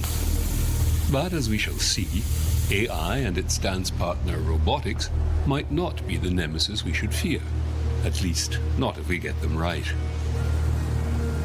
Problems once solved only by humans are now routinely managed by AI, and the transition seems to have been seamless. As with human intelligence, the essential questions about AI are where it comes from and the uses it is put to. Chances are you have already made contact with an artificial intelligence sometime today and didn't even know it. Used a mobile phone? Surfed the net or used a search bot, social media app or email? Watched streaming TV, bought or sold shares, used an elevator, worked in a smart building, caught public transport or been guided by GPS maps? Well then, an AI was almost certainly involved.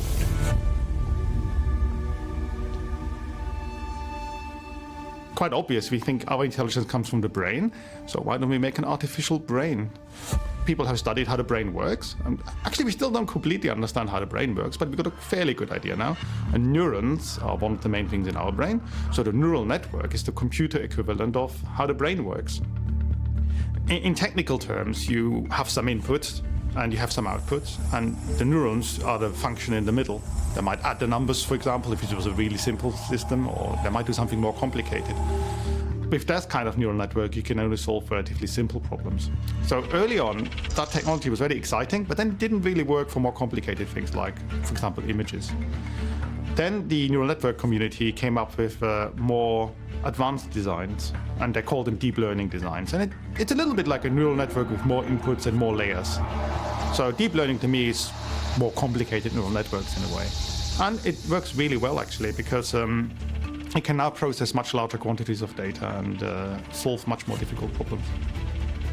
Put very simply, machine learning is the science of making computers learn from the data they analyze, identify patterns, and make decisions while keeping human hands-on intervention to a minimum. So I think AI is used a lot these days already, and sometimes it's hidden, so you don't notice that. I mean, the classic examples where you might know is in your washing machine. You know, now the washing machine uses fuzzy logic, which is one version of AI, or maybe you heard of that. That was something more people started to get aware of. But I think AI is actually used a lot. I mean, for example, did you come by a tram this morning? Well, the timetable for the tram was designed by AI, for example. So you wouldn't know that, but that's how it's done. Already AI is used a lot for medical data to help with things. And talking to a doctor, you might not be aware of that, but already they're benefiting from this. So it's used a lot, but it's still in the early stages, and I think the use will increase further and further. Currently, we get approached by a lot of industries and companies who haven't maybe used AI so much, and they suddenly realize the potential. I think the first step is to collect the data for them, and they're kind of reaching that point now. And now they're like, oh, what we can do with all this data? And then comes the AI step.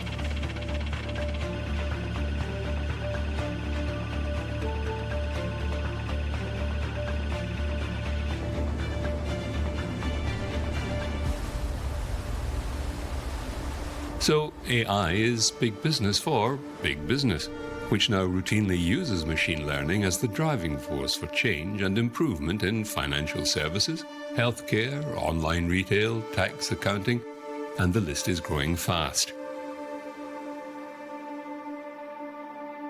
Investment in AI is skyrocketing as it turns itself into an essential tool for data-driven decision-making. How far can machine learning go? And should we be figuring out a system of checks and balances to control its applications to human life? If you like, machine learning algorithms are always improving. There's a lot of research right now going on to doing machine learning more effectively, more efficiently. And one thing you learn about research is whatever the current technique is now, we can always improve on it. And so machine learning would be the actual algorithm that would eventually result in artificial intelligence, but it's only part of it. So, for example, machine learning doesn't include the preparation of the data, it doesn't include the modeling of the problem, and it doesn't really include what happens later on, which is the translation of the computer solution to the real solution, which may also involve some steps. The early steps in machine learning involved games. IBM's Deep Blue computer beat Russian chess master Garry Kasparov. Then the famous Watson supercomputer won the game show Jeopardy in the US. More recently, Google's AlphaGo program beat one of the world's best players of the game Go, Lee Sedol, by 4-1. Shortly after, the new AlphaZero AI beat world champion programs in chess, the Japanese game of shogi, and Go with only 1 day's training. This is called deep learning. What this particular set of machine learning algorithms was able to do was play enough games against itself to learn not just the rules, but learn the best strategies. So the deep learning part of it refers to a particular neural network or a particular machine learning algorithm set up in a particular way and played itself millions and millions and millions of times. So as we've been studying this for some time, I mean, one of the things about intelligence is creativity. For me, at least, that's very important. And that's one thing we're struggling with a little bit at the moment, how to make things not just fast and, automated. I think in the beginning, artificial intelligence, people thought, oh, if it's automated, that's intelligence. But now we're thinking it has to be creative as well. So maybe a new move we've never seen before in chess, that would be artificial intelligence. When a website recommends specific items to you, it has used machine learning to analyze your buying history. That buying history, combined with millions of others, is currently creating the future of retail. So that would be really simple. That's more like the automation. It's like they leave a cookie on your computer, they remember what you looked at before, and then maybe the ones you clicked at, you get again or something, that kind of thing. It's not very AI. AI would be if they give you an advert which is somehow similar to the previous one, but not the same. So maybe you clicked on CDs, and now you're getting a CD player. That might be AI. Or something like you click on Mexican recipe and then you get a Mexican restaurant or something. That might be, that might be where the AI comes in.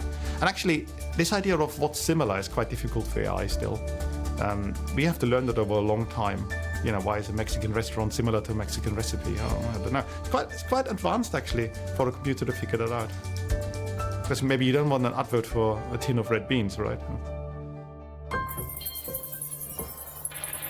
With all that social data freely available, what could an AI mine for other uses?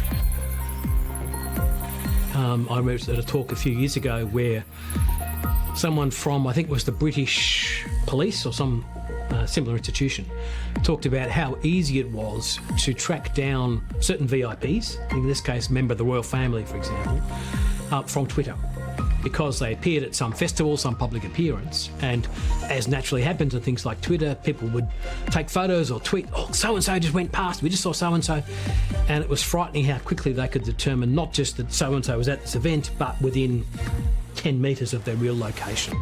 So if you wanted to be frightened, you could say, gee, a terrorist could have done exactly that same thing, or someone who wanted to kill or harm this particular person, that sort of thing. So it's certainly technically possible to take a lot of information that is perhaps freely available on social media to people's own detriment, whether they realise that or not. It's certainly possible. Another danger perceived by some is the application of AI to robotics, the natural progression of AI into the real world.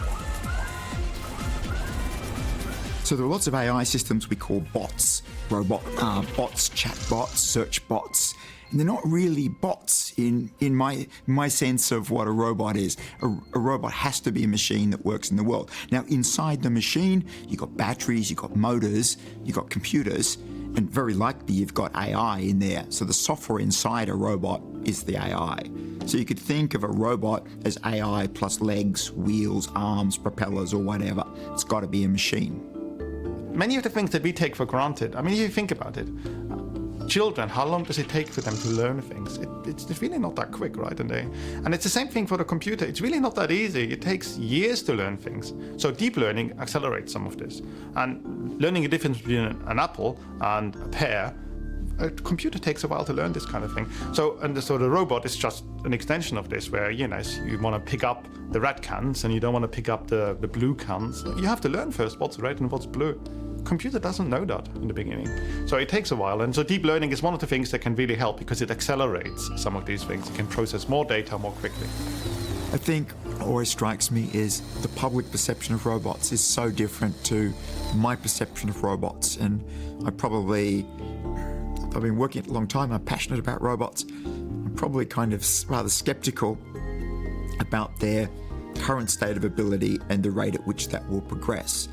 So people are always surprised when I tell them that a robot can't sort of look at a scene and say, well, that's a human being and that's a bottle, or a robot can't pick up the bottle.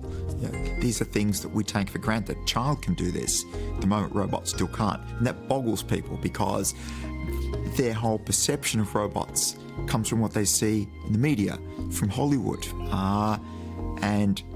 That's so far from what we're able to do now. Hope one day we'll get there, but it's an aspirational thing. We want to be able to build robots like they have in Hollywood, but they're also a curse because everyone compares our robots with those, and we don't measure up.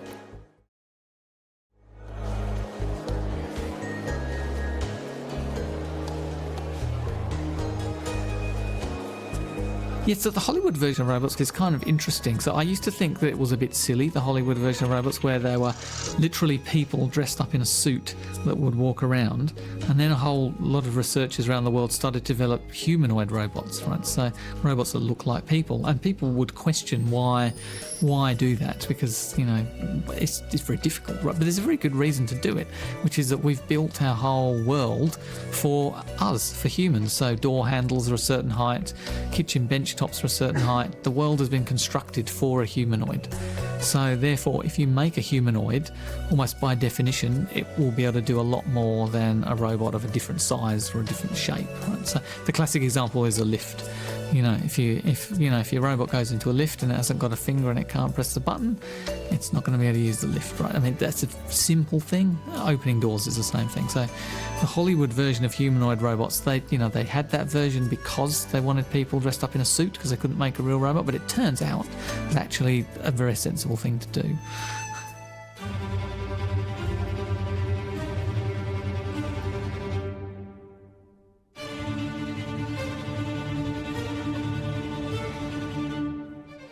So I guess the most promising initial forays into robots that cook and fold laundry, for example, are in sort of contrived environments. So rather than having a robot in your home that uses the stove the same way as you do, it would have a specialist stove top, it would have a special set of cooking pans and equipment, and the environment is set up so that the robot is most able to do its job. The next stage after that will hopefully be robots that are a bit more capable, that have good manipulation, good vision skills, that can actually move into the home and you can trust to hold a few litres of boiling hot water near you as you get ready for dinner. Obviously that's a little way off, but it's definitely not impossible.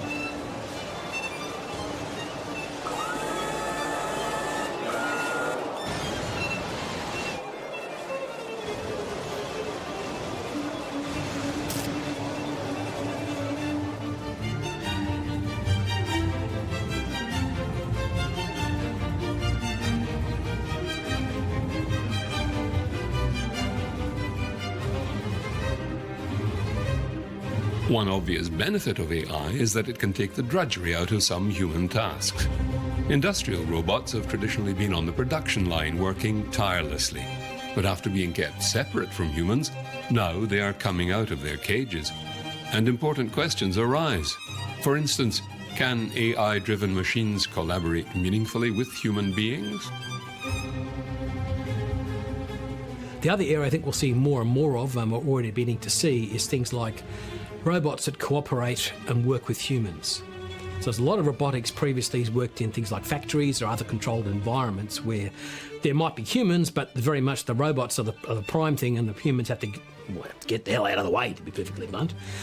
What we're seeing more and more of is the Roomba-style thing, which are robots in the vacuum cleaner case, pretty trivial, but nonetheless they've got to work in a space where there's not just humans, but dogs, furniture, doors, you name it. We're going to see more and more of these sort of humanoid-type robots or telepresent-type robots, which are deliberately mimicking humans in various different ways. So I think we'll see more and more of that humanoid robot than the more specific functional robots like the Roombas or other such devices. It's quite a complex business, robotics. So what we've had is people, small research communities, digging down into particular problems. So there's the navigation folk, and they're trying to work out about how do you get from point A to point B? How do you do it if you've got a map? How do you do it if you don't have a map? We've got other groups of people who are figuring out how you pick things up. Other group of people figuring out how do you understand a picture? How do you understand spoken commands? So all these different groups looking at very narrow aspects of robotics. Go to a robotics conference and that's what you'll find. There's a room full of people discussing each one of these things. Slowly we're starting to integrate that together. But so far we haven't really built anything that is as competent as a human being. We had people who worked on feet and legs. Now you see quite good humanoid robot machines. So a machine with arms and legs can walk over all sorts of quite complicated terrain, but they don't have a vision system like we have it. That's probably the next step of integration. And the other area of integration that's lacking is the ability to pick things up. So it's hands, fingers and arms, the ability to grasp. And not just grasp something, but to manipulate it in our hands. So I could pick up a knife, manipulate it in my fingers and then hand it to you, handle first. We're a long way from doing that with robots at the moment. On the other hand, so to speak, advances in mobility by robotics companies have seen exceptional demonstrations of both agility and speed.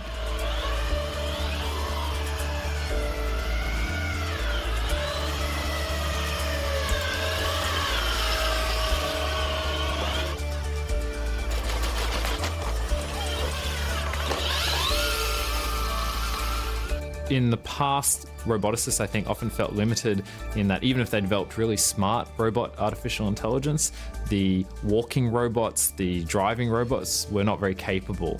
But we've seen recently with companies like Boston Dynamics that these walking robots are now quite incredibly capable. So now the pressure is back on the people who are designing the algorithms and the artificial intelligence, because the robot physically can do everything that a human can, and often quite a bit more. I know that I can't do a backflip very well, but the Boston Dynamics robot can.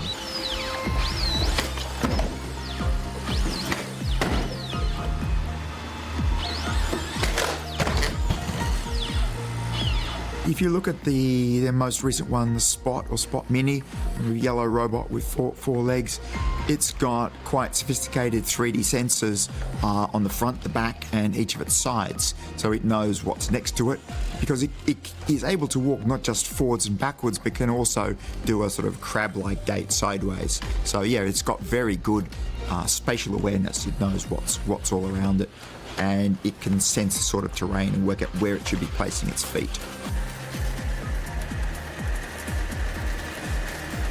Could robots with these levels of agility be stationed in nuclear power plants? In an emergency, could they autonomously spring into action in biohazardous conditions?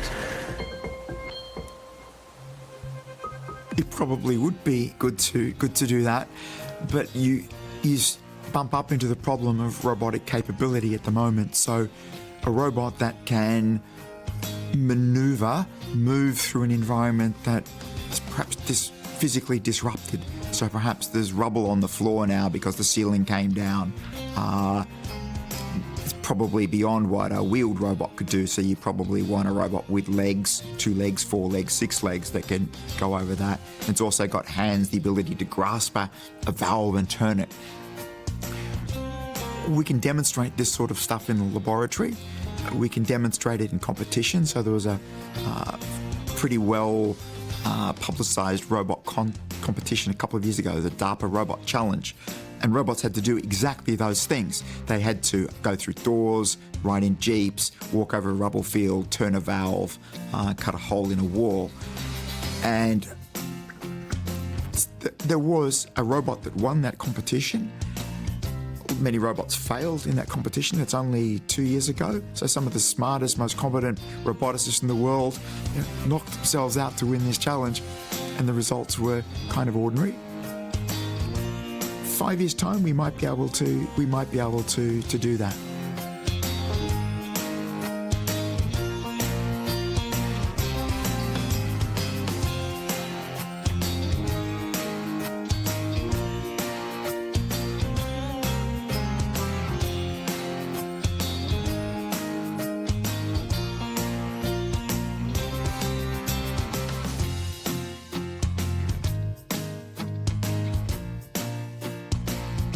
Another area where AI and robotics have already made a difference is in the field of medicine and surgery.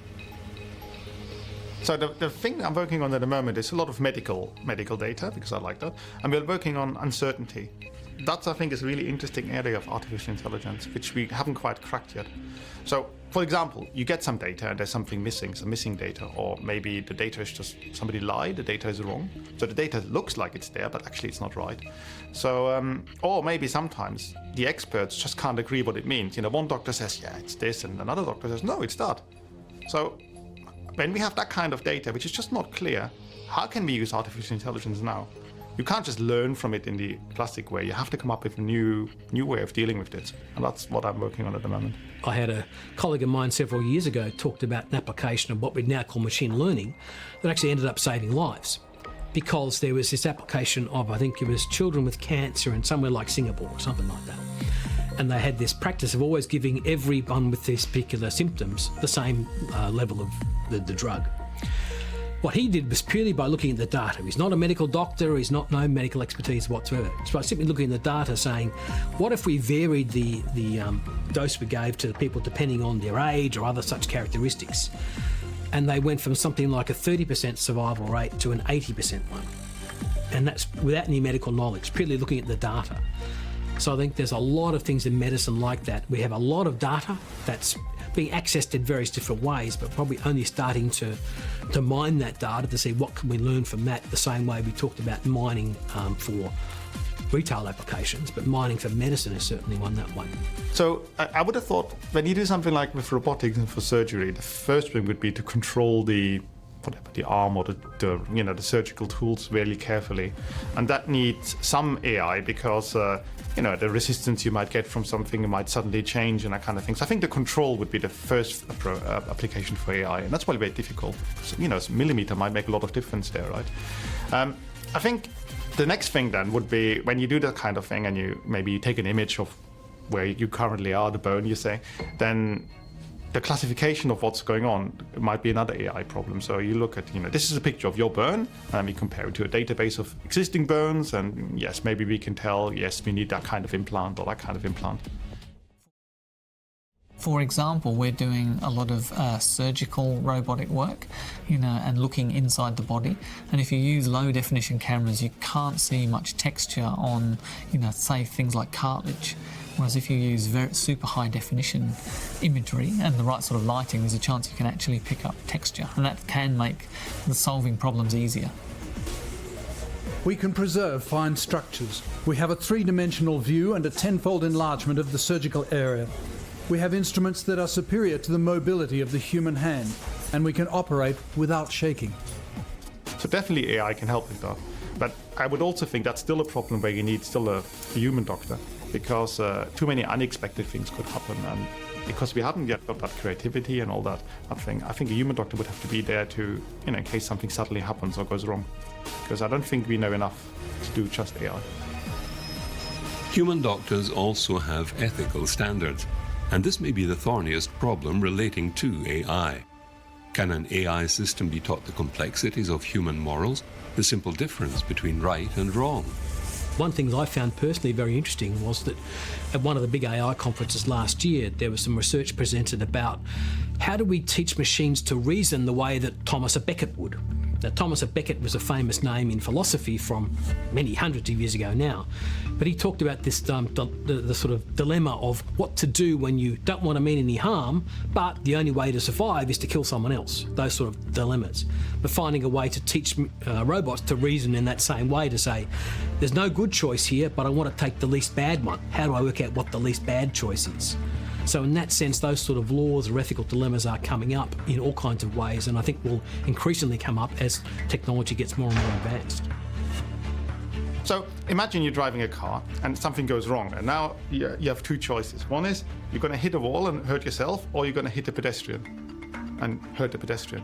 Now, who's going to decide which action to take, right? Well, how's the AI going to decide this? And we were talking about this and we were saying, oh, well, if we were driving, we'd probably rather hit the wall because we don't want to hit another person.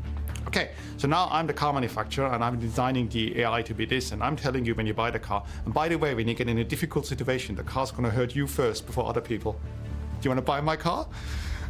I think there's a lot of legal and ethical work that needs to happen first before we can get into anything like that. A really interesting aspect of some of the driverless cars in the US is that it's become clear, because of the way that the driverless cars interact with other cars, that a lot of US drivers don't necessarily stick to the speed limit. So the problem with driverless cars is they might stick to the speed limit and slow everybody down because they're not doing what everybody else does, they're doing actually what the law requires. Well, is it actually appropriate for the car to say, I will stick to the law, or will I do the least dangerous thing and travel at the mean speed of everybody else, which might be actually a safer thing to do? So it's things like that that become ethical, real dilemmas about what is the right way to do it. I think there was something in the news about one of the self-driving cars had an accident, and there was a big outcry about that, and we need to stop all trials now.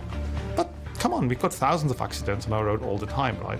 So the AI is probably much safer than the human driver, but somehow we're thinking one mistake is already one mistake too many. So what do we want here? Zero tolerance for AI? But that's not how we work, right? So. Yeah, things go wrong all the time. It's the amazing thing when you think about probabilities. Even if something is, we might report in a paper that we're very happy that something is 80% reliable. In the real world, out in a real application, 80% reliable is actually not good enough. Right? So you need to combine all those different things that are 80% reliable to get a 99.9% reliable before you can actually use something. Yeah, I mean, people are sort of, they are concerned that, particularly if you are dealing with an AI that's totally logical, because humans aren't totally logical, it's a difference. So there'll naturally be conflicts between something that's totally logical and something like us, which we're not quite totally logical. I mean, some people think they are, but they're not really. So I can see how there could be problems. So you would somehow have to build in a more human-like way of thinking, or at least responding into a robot to sort of prevent or reduce this conflict, because otherwise, yes, there could definitely be conflict. As Hollywood is keenly aware, human beings have a natural fear of the unknown and the new, and it has proven to be a strong influence on human decision-making. The guarded response to AI is no different.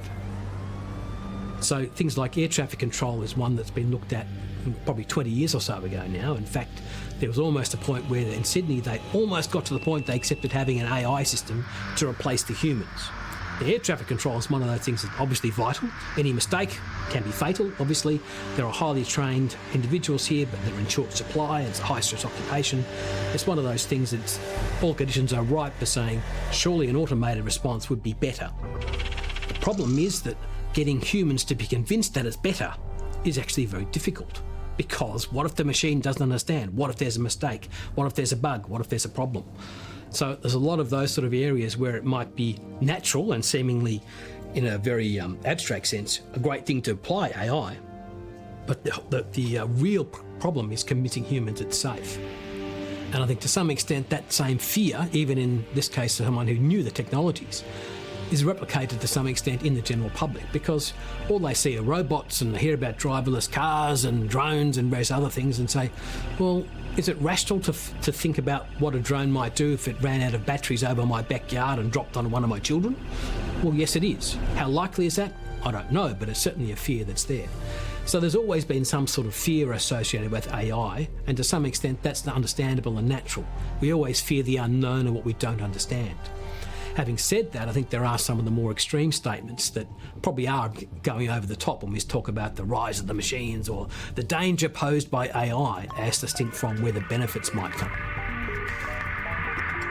With any new technology, there are always detractors. People with influence have a louder voice than others.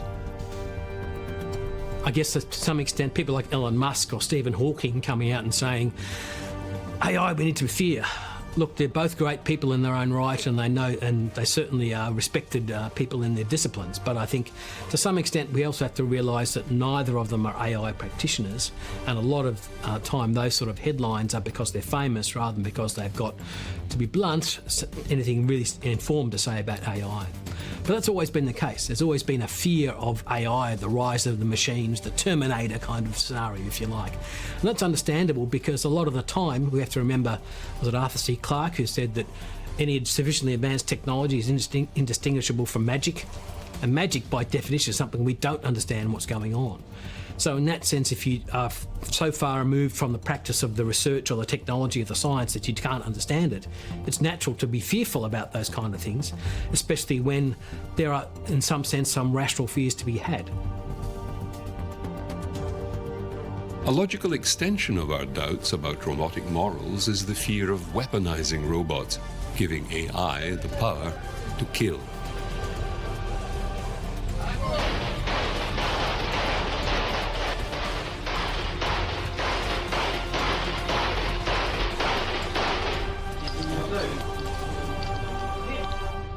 There was an interesting talk at the conference last week about robots in warfare, and there's a lot of debate about this, that robots would just go out and without any conscience or human oversight, just slaughter people indiscriminately, and that would be one possible future scenario. But if you look at humans in war scenarios, they don't always behave very well. There's been a long history of terrible atrocities and crimes that occur in war because human beings are emotional, they get angry, they want revenge. And the argument was made that perhaps robots would not have those attributes, wouldn't have that emotionality, perhaps would behave better in a war scenario. I think a better thing is just to avoid wars, but it's an interesting perspective. Any technology you can use for good or evil purposes any which way you like. One particular concern of mine and various other AI researchers is things like lethal autonomous weapons. We're seeing more and more technologies like drones become cheaper, lighter, faster, more reliable.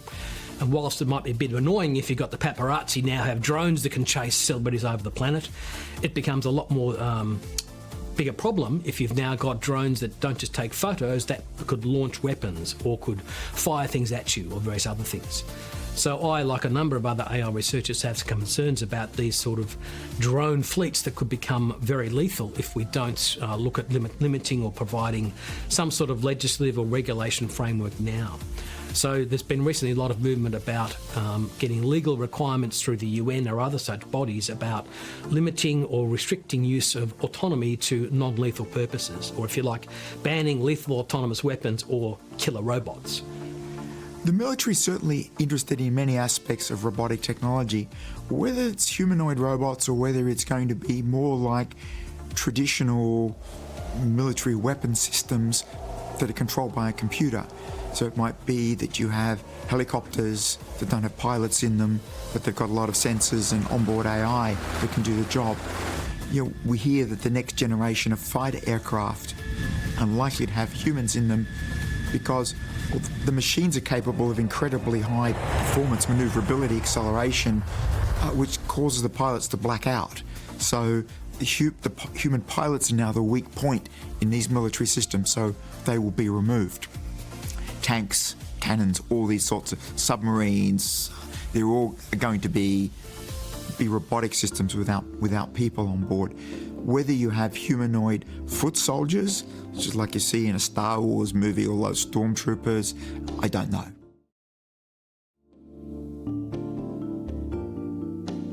To interact with humans in a positive way, AI will have to understand human emotions. Working with humans means coping with infinite variety, recognizing our faces and the amazing range of differences from one to another. Absolutely. So robots certainly will have to do facial recognition to understand which human is which. That's pretty important. They will have to understand emotions, and that's actually something that's very deeply wired in us. You know, if you're starting to look confused or angry when I'm talking to you, I'm going to modify my way of interacting with you without even sort of thinking, he's angry, I better do something different. It happens almost unconsciously. So very deeply wired in humans is the ability to read the emotional state of another. Robots will have to have that as well. But not only that, I think it's going to be very useful for robots to signal their emotional state back to the humans that they're working with. So imagine a robot and you're trying to ask it to do something. If it looked confused, you would, without thinking, explain it to it in a different way or a simpler way. And I think that's really important. So there's quite a bit of work in robotics on understanding the emotional states of humans, and also you see a number of humanoid robots now with quite elaborate faces. We've got a large number of muscles, I can't remember how many it is, might be more than 20, more than 40, that we use to signal emotional state. You're starting to see robots with the ability to signal emotional states. I have worked in a project once like this before, and we were actually trying to build a remote lie detector. So looking at somebody's face, and we were trying to find out, is the person telling the truth or not? And the idea was that certain facial expressions might give away whether you're lying or not. Okay.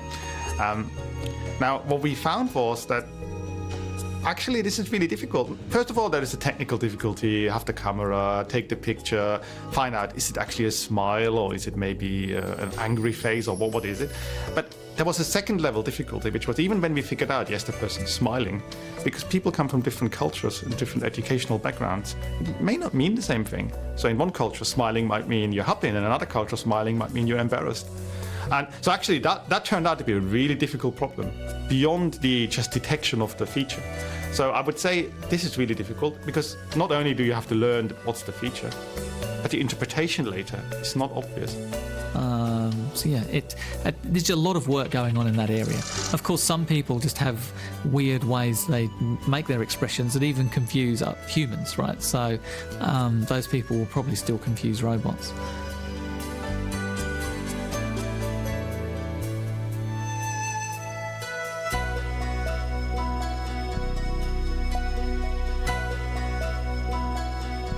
Will we have AI-driven robots in every home? The motor car and the television were both once considered luxuries few could afford. Mass production will be the key. I don't know. I'm not very good at making predictions. We certainly don't have it now. They might appear in the next 5 to 10 years. The issue is what the price point will be, and I think that's the real decider. These machines are very, very complicated. They're more complicated than a motor car, and they're going to be expensive initially, and I'm not sure who would be able to afford to buy them. You really need to have mass production of these sorts of complex machines in order to drive the price down. So while it might be technically feasible 5 to 10, whether everyone's going to have one in their home in 5 to 10, I really don't know. I suspect not. You know, even as robotic researchers, we have to think about, is this thing going to be affordable, or are we just kind of wasting our time and maybe it will have some impact in 50 years, but not now? So yes, I think now it's a big thing.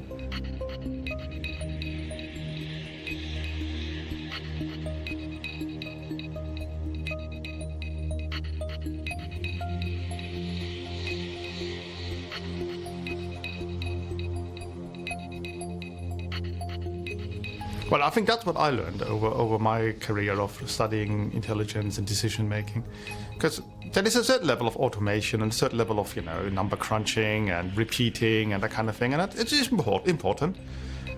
But that actually is only the basis, right? And then the really good decisions come from creativity, ingenuity, novelty, that kind of thing. Well, let's go back a little bit to one of the reasons why I ended up doing AI. Something that always fascinated me was programming. And very early on, we had this great idea, if only we could get one computer program another computer, then we can all retire. That's great. We don't have to work anymore. So that maybe is not general AI yet, but at least it's quite high-level AI. Now, 20 years later, we still haven't got that. I can program a computer, but we haven't been able to get one computer to program another one. And turns out even that is really difficult. Writing some code, it's not easy. So I think we're far away from general intelligence, and we're even far away from some of the pre-steps of that, which would be, for example, one computer program another computer. And why is that? I think it's because we don't really understand intelligence yet that well. AI is to some extent not what people out there are doing. A lot of it's driven by what people want. So, for example, driverless cars is something we've talked about a bit, but if there was no need for cars, no one would really care about driverless ones. If there's no need for planes, no one would care about air traffic control or other such things. So a lot of the things we see are a result of society's desires, needs, practices that we're trying to improve. It's not just about AI is out there doing stuff to society. AI is very much driven by society as well, and it often gets overlooked in some of these debates about the fear of having a hell kind of situation, or will the machines take over, and saying, well, that's really us. So there's not them and us, there's only us in some sense. I don't think it's perhaps too exaggerated to say there's no area where IT currently is, which is most of them, that could not be improved by having intelligent application of that same technology. So in that sense, there's no real limitations to where AI might take us. I mean, one of the more interesting things about AI is this idea about explainability. In Europe, this is a little bit more advanced now than in Australia. So this is this idea that when companies use AI to make decisions, they have to still be able to explain to the customers how the decision was reached. And that's quite tricky when you get like deep learning and this gets really complicated. So I think as long as we do things like this, it has to be explainable. Then at least people can, do you want to use this computer when when this and this happens? Or, at least gives you a fair choice. So it's really a matter of retaining explicit human control. And to be really cynical, if you're silly enough to give the machine absolute control, maybe you have to deal with those consequences sometime. So just how smart do we or should we make them? Researchers talk about an artificial general intelligence, a computer program that's not designed for a specific task or function, but a generalist intelligence able to function like a human, to have consciousness, self-awareness, emotional sentience, and finally sapience, the capacity to acquire wisdom. Some believe it might be possible, others are not so sure. Some say as long as they can just mimic human behavior and function, what's the difference? So I think one pertinent observation is by Alan Turing, probably the father of AI in many ways, when he talked about the need to not ask questions like, can machines think? Which is almost a question he dismissed and saying, well, of course they can't think the way humans do. The interesting question is, whatever they do, can they be made to imitate humans? So, for example, the famous Turing test, which is about whether a human can tell the difference between a machine and a human simply from a conversation itself. Then that is a way of saying, well, whatever the machine does, if you can imitate a human sufficiently that another human can't tell the difference, then does it matter whether they think like humans or not? It's the imitation of what they can do is what's important. So in the same way about could machines be self-aware, I think you could argue the same thing. Well, what is it about humans that would display, let's call it self-aware behaviour, whatever that means? Well, I would think it's quite possible to have a machine do that same self-aware behaviour or imitate perfectly or otherwise a human's own self-awareness, whatever that is, without necessarily saying, is this machine aware of what it's doing? Well, it's a bit like saying, can it think? Imposing these human terms where they're not necessarily appropriate. So I think as far as humans are self-aware, there's no reason to believe machines couldn't be similarly self-aware. Yeah, I would have said no, that we wouldn't have this general artificial intelligence a few years ago, but now I'm kind of turning toward thinking that we probably will. And there's classic examples in vision where, as engineers, we used to think about vision and break it down into all the steps, acquiring the image and then maybe doing some filtering to make it look better, and then extracting lines and edges, and then tracking things, and then there's this kind of sequence of events to try and create a vision system. But now with AI, researchers are showing you can just take the pictures and you can just take the output you want, and the AI kind of figures out all the stuff in the middle by itself. You don't explicitly work out what all the steps are. The artificial intelligence just somehow figures that out, and it's not programmed. So we're kind of showing that we take the sequence of things, AI just ignores that and works it out for itself. So I now think that yes, maybe we will get a general kind of AI. So definitely we're far away from computers having anything like this. I'm not sure we need to have that. So maybe we could just design the systems without it. So I think the danger, or the question people sometimes have is, what if computers develop it by themselves? I personally don't quite see that, because, computers are tools, and tools do as they're told. So I don't think if we designed it in the right way, this would ever happen. Now, another question might be, do we want it to happen? But that's probably beyond my sort of philosophical capacities. So it would seem the defining difference between humans and AI is not simply speed and consistency of action. Could it be a matter of creativity? Can human creativity be mimicked or even taught, blurring the lines still further? Yumi took a little bit of time to understand, but we basically had to find time to understand his movements. Then, when we found the way, everything was pretty easy, and the flexibility of the arms of Yumi is absolutely unthinkable, not even incredible, unthinkable for a machine. It is absolutely fantastic.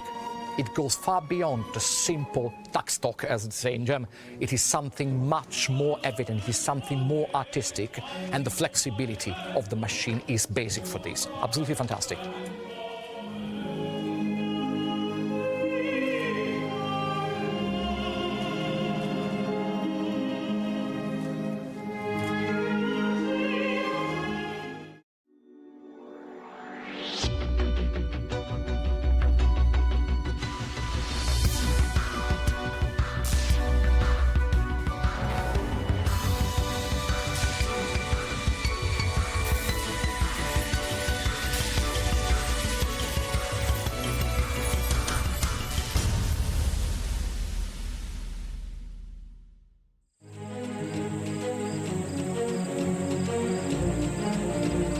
The late Cretaceous, kingdom of the mighty dinosaurs. 100 million years ago, the ancient forests were full of life, not just dinosaurs, but insects, reptiles, amphibians, and tiny mammals that scurried through the undergrowth. The ecosystem of the tropical forest in a prehistoric greenhouse Earth is one of life and death, and sometimes a window into the distant past.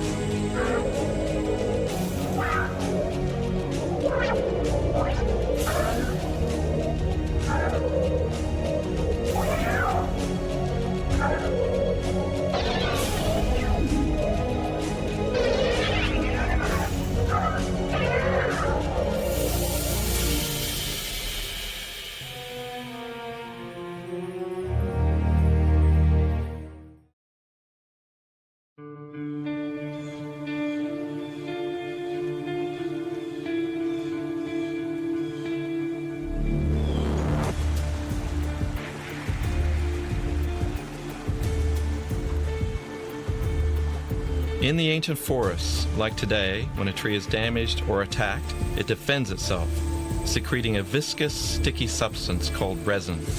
It protects the tree from infection or infestation. Over the millennia, the forest fell and began to form peat. Then with time, pressure, and heat, this organic material turns to coal. Trapped within the coal is the remnants of tree resin, which turns to copal, then fossilizes into amber.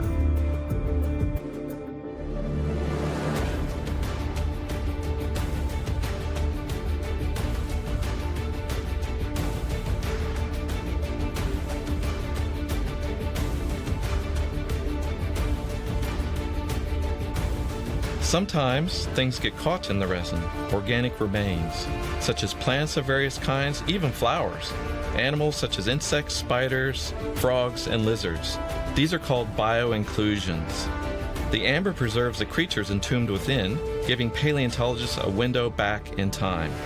Sometimes we find inclusions in the amber that are unique, rare, and exciting.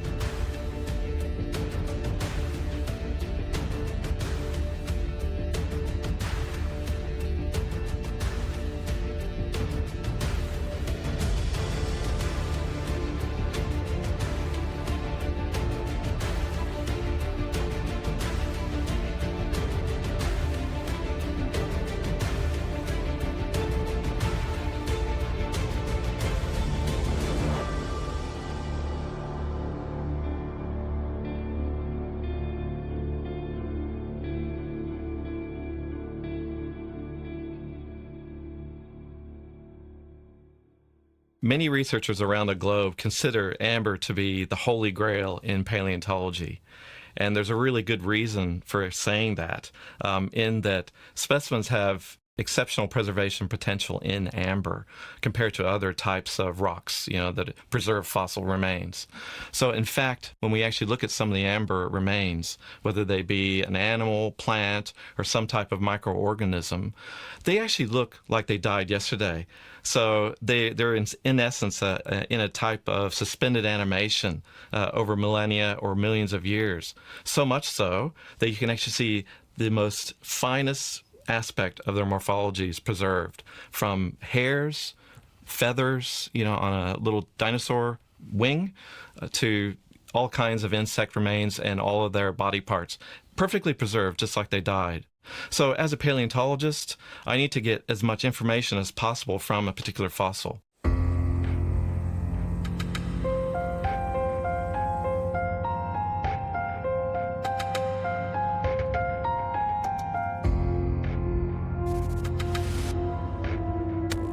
Say you go into a rock quarry and collect fossils. Most of those fossils will be from compression because they've been buried for over the millions of years. They've been essentially squashed into 2 dimensions. Amber is very different because those specimens are actually preserved in a 3D space. It's a paleontologist's dream to be able to study these fossils under the microscope and look at the finest details of their morphologies that have been preserved over the millions of years. So the way we find amber in Australia, and especially in the Anglesey deposit, is a little bit different to how amber can be found around the world. It's very similar to how we find amber or how the Burmese amber is found. That's also found in a coal deposit.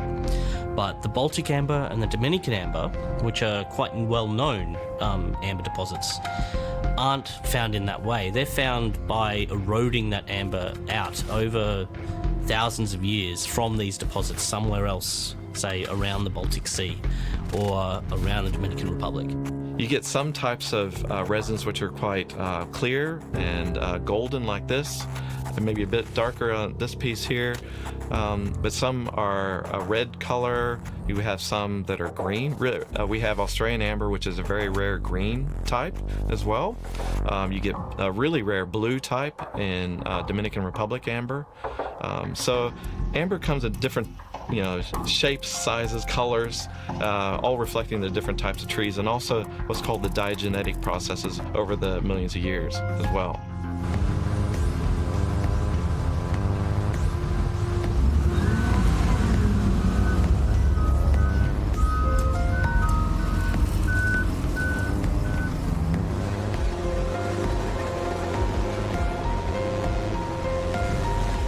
So you can actually find amber in various ways, mostly from coal, other types of rock samples. You can actually find amber in petroleum wells, of all places. Most of the amber that was found originally in Australia was actually found just on beaches as float. So this was the Cape York Peninsula amber, which turns out not to be from Australia, but from someplace in Asia. And the reason for that is the amber floats in seawater because the density is quite low. But they can travel quite a long ways in seawater with the currents. So it's just surprising the diversity of ways that we can actually find amber in the geological archive.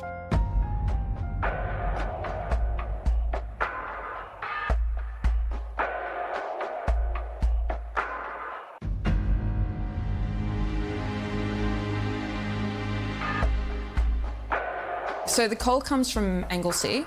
It's from the coal mine in Anglesey, and what happened was a bunch of researchers from Monash who found this very amber-rich coal, which we didn't expect to find, and it was very exciting. So they found a few pieces, they took them back to Monash.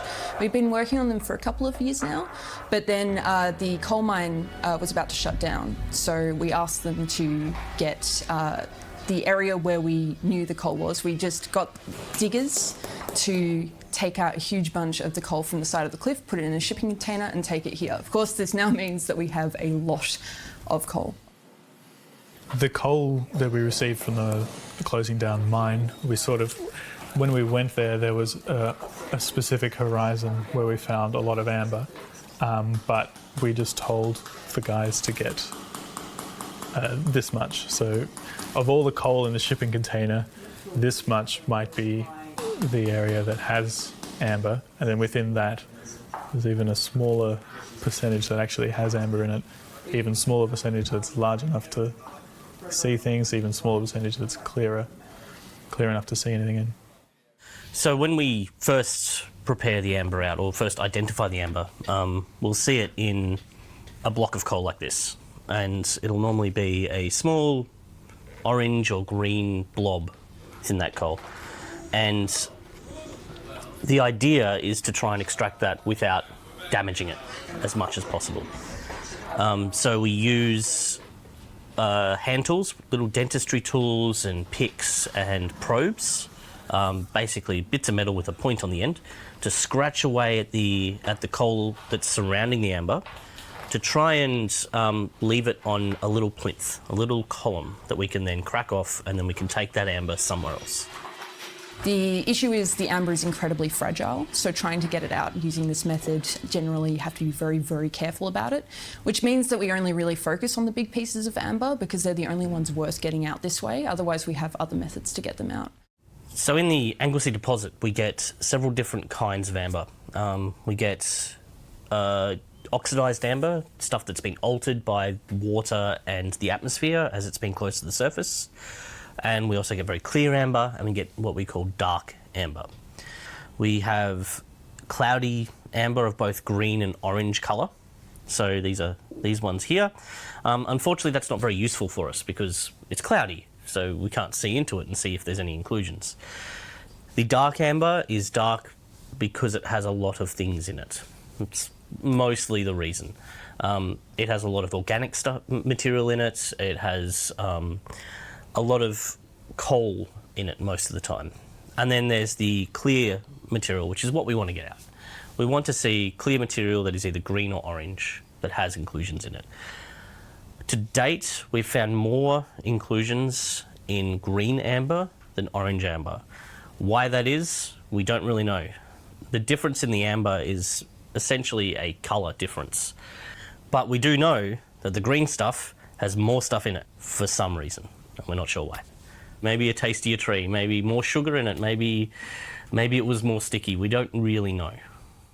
A lot of paleontology is a matter of vanishingly small probabilities, essentially. Because if you have an ancient forest, not all of the trees produce resin to begin with, and of those, not all of the resin that's produced is going to contact biology to be included.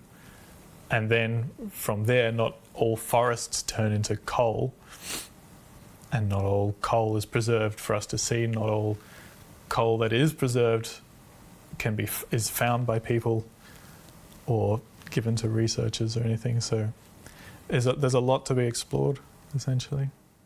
And eventually we sort through that, get some more clear amber, and that will be amber a bit more like this, which we can start to see into and start to see if there's any inclusions in it. And if we're lucky, we might be able to get a nice big piece out.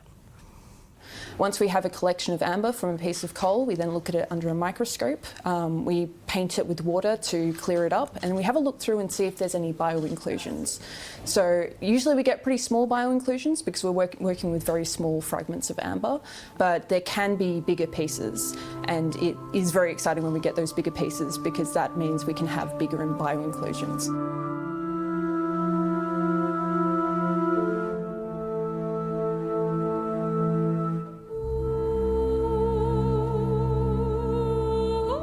It can be disheartening to work all the way through a large piece of coal and find absolutely nothing, because then you're just digging through dirt, essentially. Sometimes we'll find something that's a discernible shape. It's angular, or it's a squiggle, or it's something that could be a mite or a nematode, something very interesting, in which case we sort of separate it out. If it's a big mass of materials, if it's a dark cloud and we can't make out any discernible shapes, then logically there's going to be something in there. We just can't see what it is. So we'll either take it to a high power microscope where we can look through it properly and possibly see any shapes that are coming out from that mass, or we can scan it, which is a very exciting thing to do. You use X-rays to create a 3D model of the amber, and then you can sort of pull apart the shapes that are inside the amber and actually look at what's going on there.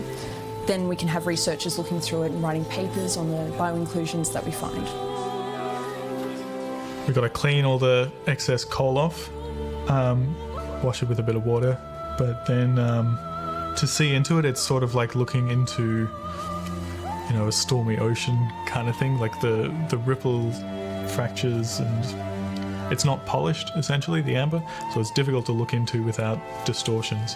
So to remove the distortions, temporarily we can put it in a fluid like cedarwood oil, which is literally the essential oil I get from the pharmacy. You have to be a bit careful with that.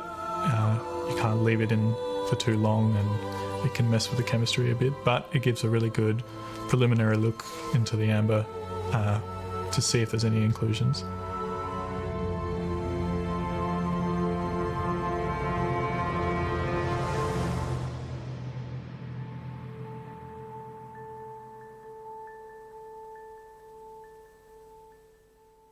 It surprises a lot of people to see when they actually look through a microscope and see the specimen. They can see the hairs on a fly. They can see the legs really perfectly. They can see every aspect of that creature that could be upwards of 100 million years plus old. And then we look for other fossils within it. So we might look for insects, we might look for plant remains. If you find something interesting, you can then embed it more permanently in resin, which is little things we make and then polish down. To protect them, to harden them, to stop them from fragmenting even more, where we then polish that down to be able to see into the amber, see if there's any inclusions in it, and try and identify them from there. In fact, the first time I polished anything was a bit of a disaster.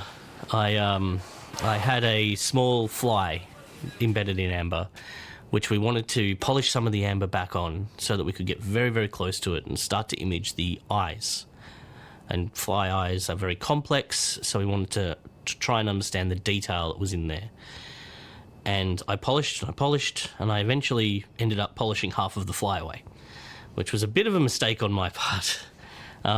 The other half of the fly was there and we could image that, but still it was not a very good result for my very first time trying to polish amber. There we go. We find a few mites, we find nematodes, we find bits of moss. So these are the really small things that we're talking about, but still they're pretty exciting because this stuff is 40 to 42 million years old. And we don't have a lot of information paleontologically of this period in Gondwana. So any bit of information that we have about any ecology of the region is really, really exciting. We have found little bits of insects, ants. I found something the other day that might be fly legs, and they're very diagnostic of the species, those sorts of things, the antennas and the legs, which is what we find most commonly, but yeah.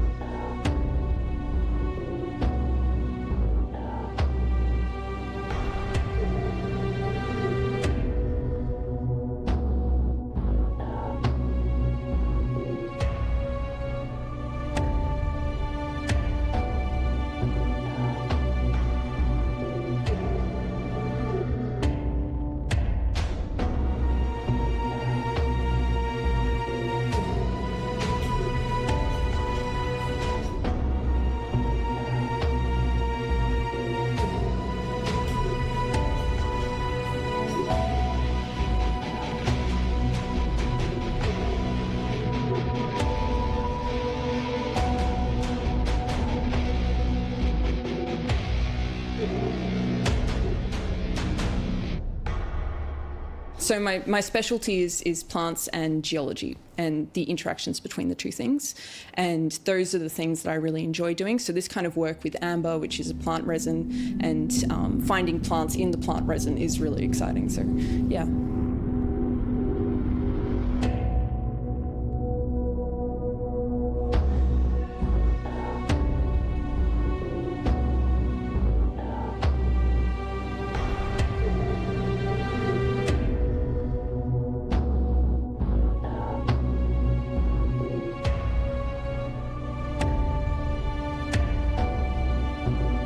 So amber miners they've been mining amber, which is called bermite there, for various reasons. But the bermite's been mined in northern Myanmar, believe it or not, for over 2,000 years.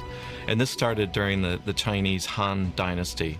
And so over the 2 millennia, miners have been, looking for amber there, which is focused in a fairly small little area of that country. And scientific significance really didn't come to the fore until the last several decades, when we started learning that this actually represents a terrestrial ecosystem that's about 99 million years old. So it gives us a glimpse into that tropical environment. So we're talking about a time when this part of Myanmar was really close to the equator. So we're looking at what's called a Cretaceous greenhouse Earth, 99 to 100 million years ago. And at that time, heat was being distributed more evenly around the poles, so all the way from the equator all the way to the poles. And it was also a time of increased resin production of trees. So there are various trees that actually produce resin. Okay, and this particular tree is related to the Cupressaceae, which is one of the cypress families. Okay, and these particular trees produce a lot of resin. And once in a while, something absolutely extraordinary will be found.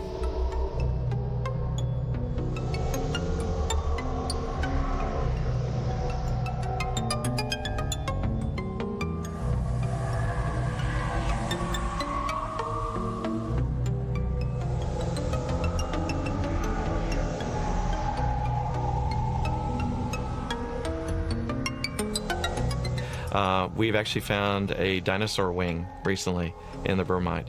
So a student is actually studying that at the moment. It's quite important because we can actually see the individual feathers of this wing as well as tissue, bones. So we have a lot of work ahead of us to actually try to reconstruct what this wing represents. Is it a non-avian dinosaur or an avian dinosaur? So avian dinosaurs represents early birds, something like that, or is it something else? Is it a type of early theropod dinosaur? So hopefully by studying the wing itself and also the feathers, that we'll be able to find out exactly what that wing belonged to in terms of whether it was an avian or non-avian dinosaur. So the amber is Cretaceous bermite from Myanmar. It's roughly 99 million years old. And within this particular piece that I've been studying is a dinosaur wingtip. And so within that you can find feathers, and it can provide a lot of insight into feather morphology and the evolutionary development of feathers over time. Associated with the wingtip is arthropod inclusions, and those can provide us a little bit of insight into ecological interactions. Many theropod dinosaurs, not necessarily just the avians, were believed to have feathers. However, due to the size of the specimen that we're looking at, it's most likely a juvenile. However, small avian dinosaurs have existed within the fossil record. So the difference between feathers within this piece and modern feathers are they are slightly less complicated. The evolutionary history of feathers has seen increasing complexity throughout geological time. And these feathers, whilst they're very similar to those of modern birds, they're not quite there. They lack some of the distinguishing features that would allow us to determine the fact that this is a modern bird as opposed to something that is more primitive. So our next steps in analysing this piece is to be able to try and isolate the different types of feathers that we're finding with it. A single specimen will have more than one type of feather morphology, and so to be able to identify each of those, we can get a better understanding of where this species would fit into the evolutionary history of modern feathers. Through being able to understand past environments, such as that of the 99 million year old Burmese forests, it can give us insight in how modern environments would react to things like climate change or other disruptions of evolution of developmental processes. If we can understand how these species and organisms interacted with each other and evolved back there, then it's possible for us to apply that knowledge to current ecology.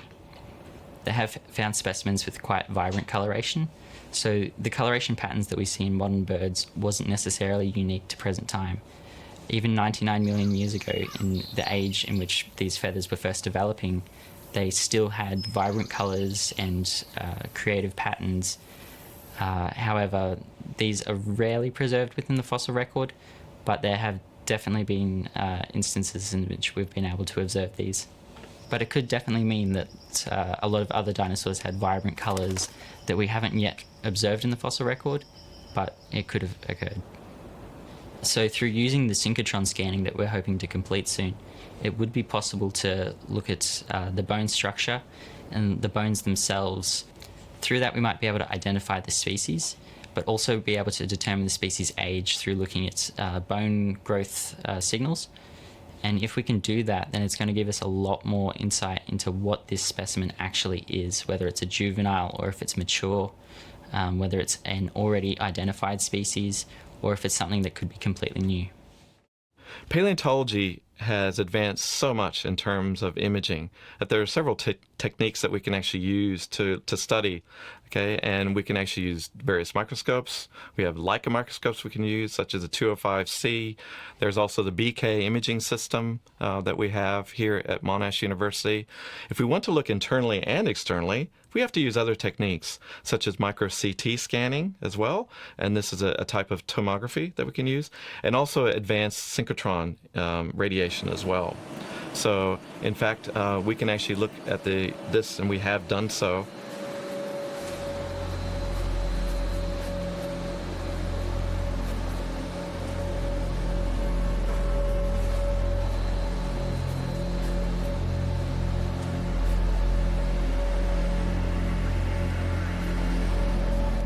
At the Australian synchrotron, and we did that using what's called the IMBL. This is the imaging medical beam line there.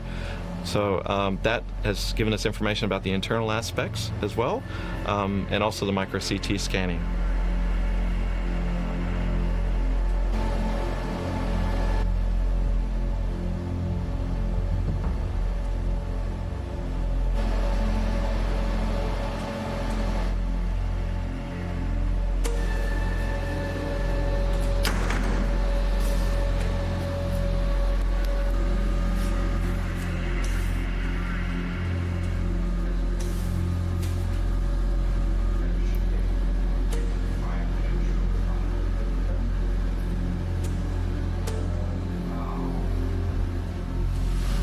With this method, I think we just need higher resolution. So the best way is to cut the sample and to do thin sections. So to show you that's looking at the data at 75% full scale. Okay. So this is now the data in full resolution.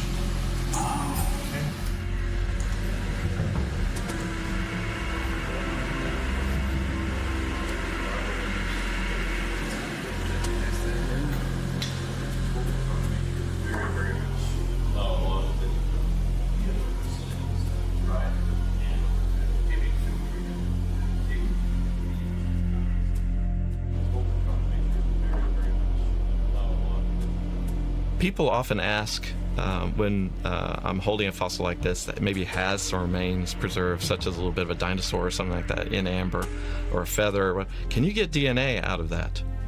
And the answer is no, but we can actually look at the elemental compounds of this too to see if there's anything preserved. And so some ways of doing that are Raman spectroscopy, FTIR analyses as well, and we've actually found out that there's concentrations of iron, so these would be heme compounds from blood that are still preserved. So you can still get some elemental composition, from this, and so this is advanced chemical techniques that we can actually use. Raman spectroscopy is a technique to study molecular bonds in our sample.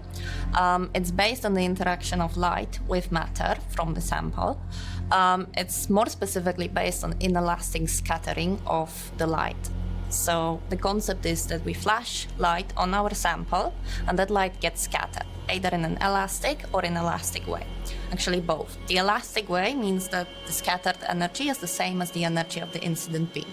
Whereas the inelastic scattering, which is Raman scattering, means the energy of the scattered radiation is equal to the energy of the incident beam plus or minus the energy of the bonds present in our sample. So in other words, through this technique, we can determine what sort of bonds we have in our sample. So what sort of molecules do we have in our sample?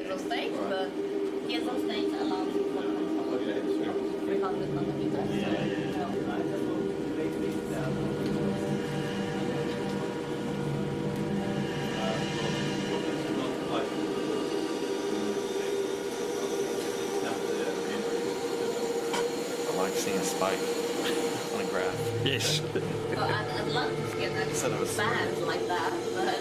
Yeah. There's still something going on.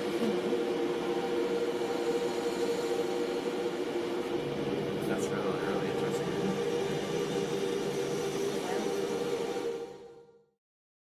In terms of fakes and amber, yes, I've actually looked at lots of fakes just to get a better feel for it. And there's several tests that you can do as well to discern whether the piece you have is actually an actual real piece of amber or whether it's something that somebody's faked in some way. Because there are specimens out there, and you see them all the time. You go to a market, you'll see a piece that has a big scorpion in it. It looks like it's it's a fake, And how do we test that? And there's various techniques that we can do. We can actually look at the specimens that are associated with a piece like that as well. If there's nothing else in it, usually amber almost always has a lot of organic debris in that too. So that's also an alarm bell that should ring off. If you see a perfect piece, has nothing else in it at all, no other inclusions of any kind, froth or little bubbles, nothing like that, then you could think, oh well, I better check this. So you can actually do what's also called an ultraviolet test, UV test. So real amber fluoresces a brilliant blue, which is quite extraordinary when you look at it. And it's so good, though, that you can actually see the various flow patterns as well, which also tells you that a piece is real or not. When you actually heat it as well, amber starts to melt at around 200 to 250 degrees centigrade as well. In fact, some amber today is used in varnishes and that kind of thing. The black residue is used in varnishes. And it's also used for medicinal purposes as well, in natural medicines and therapies. So you can look at that as well. It actually floats in seawater. So if it just sinks straight away in seawater, you might want to consider that too. And a lot of amber today and little resins are reconstituted, so they've been reheated as well. But what's really interesting that you can see in terms of the inclusions is that sometimes you'll find the finest, what's called stellate hairs or trichomes from plants, which is so delicate that you cannot, if you reheated it, they would be gone. So you can just tell by the association of organic remains. Sometimes you'll say, oh, well, there's a fossil that's only found in the Cretaceous period with dinosaur wing. You say, okay, that, these have been described already. So there are lots and lots of different techniques that we can use, and you really have to look at all of them. But usually a paleontologist who has lots of experience can look at it straight away and say, okay, this is not right, or sure, this looks right to me. Let's do these tests and confirm it.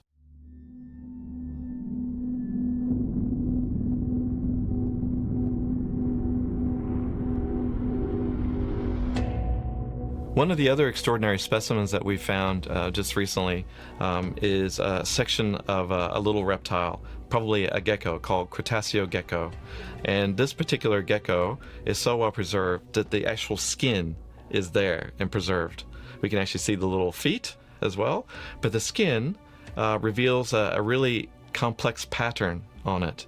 And you cannot get anything like that preserved in the fossil record unless you look at amber, really, to have that type of preservation in terms of the finest details of the skin pattern. Okay, and it's quite extraordinary. We've also found pieces of Bermite that have snails in them as well. Terrestrial snails are quite rare in the fossil record. We also have invertebrates that we're trying to work out what they are exactly. So paleontologists don't always know exactly what we're dealing with. And sometimes the fossils, because they're 100 million years old, they're groups that became extinct during the Cretaceous period, just before the mass extinction. And they're very different from what's living today. As paleontologists, again, we really want to be able to reconstruct those ancient ecosystems the best we can. We've actually found that so many different types of animals and plants are being found in the Bermite, or the amber of Myanmar, that it's really giving us major clues as to what kinds of organisms lived in this ancient tropical forest.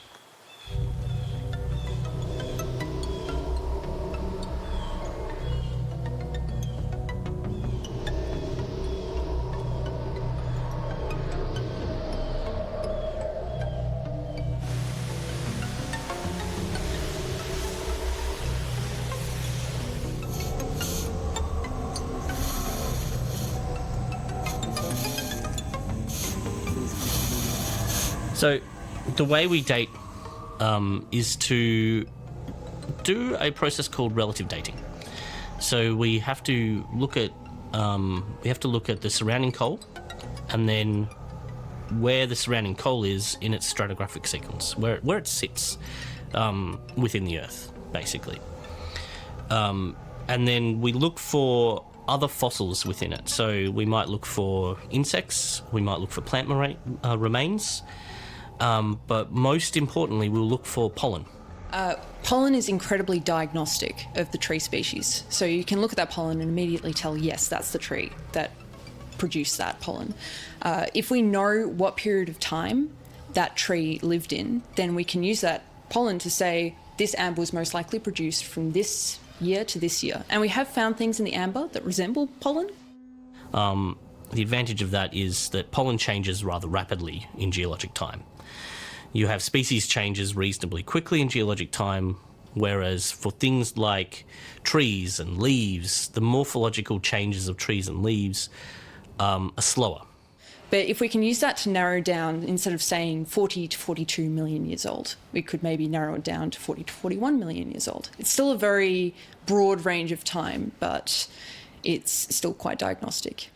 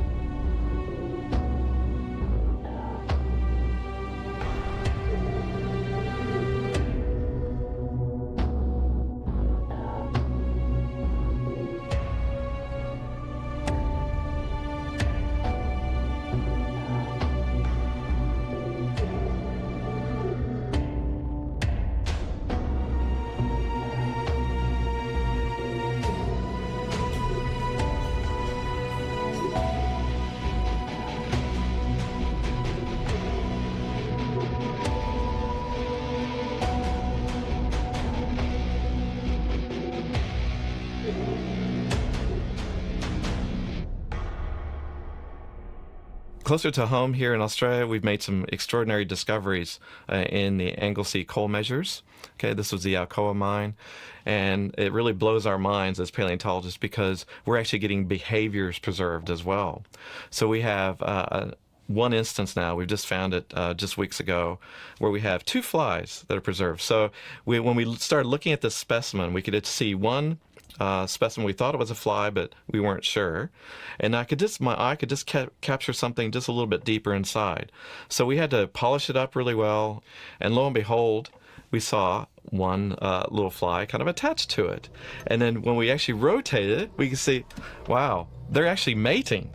So we actually captured in the resin, which is 42 to 40 million years old.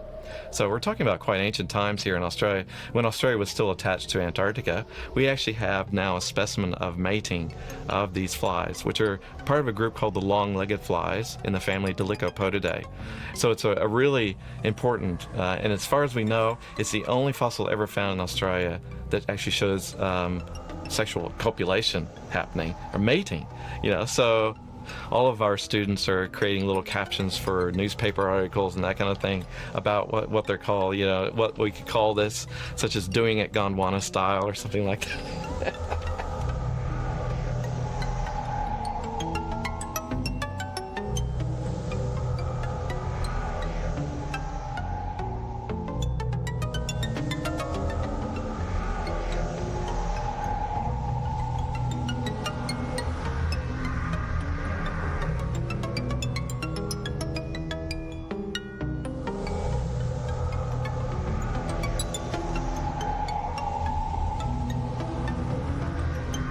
So there's been a concerted effort in the last few decades to learn more about this Cretaceous ecosystem in Myanmar from the amber, because we do know it's a terrestrial environment, it was tropical. So as paleontologists, we really want to learn more and more about what animals or what the organisms were, you know, what made up this ecosystem in this really interesting part of the world during this hothouse environment. So it's much hotter than today. So CO2 levels were a lot higher, temperatures were a lot higher overall. So it's very different from today in many respects. It's not likely to impact things that we look at now on modern species extinction, but part of jobs of a biologist and a scientist is to understand where we came from and how we've evolved over time and what our relatives were like.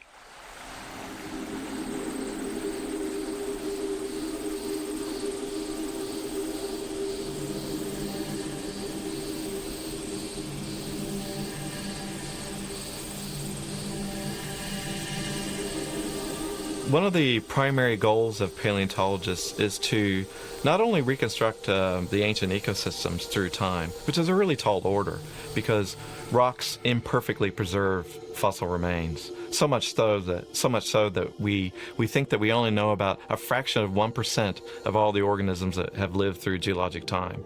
So we don't really know that much, but we have to really focus on those deposits that capture all these ancient remains as much as we can in terms of diversity. So we're very fortunate that we have amber, you know, to look at terrestrial environments.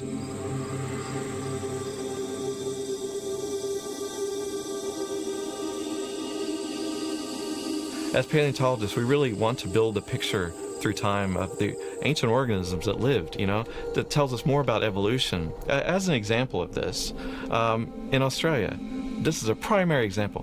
Where did ants come from? You ask anybody, so entomologists studying ants, where did they come from? And nobody would know because we've never had one fossil of an ant preserved in Australia. Lo and behold, in the Anglesey coal measures, we have lots of ants preserved.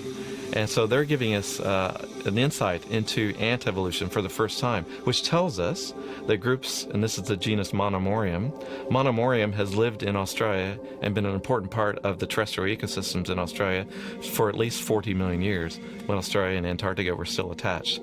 But before that, you know, if you didn't have the amber, how are you going to get ants preserved?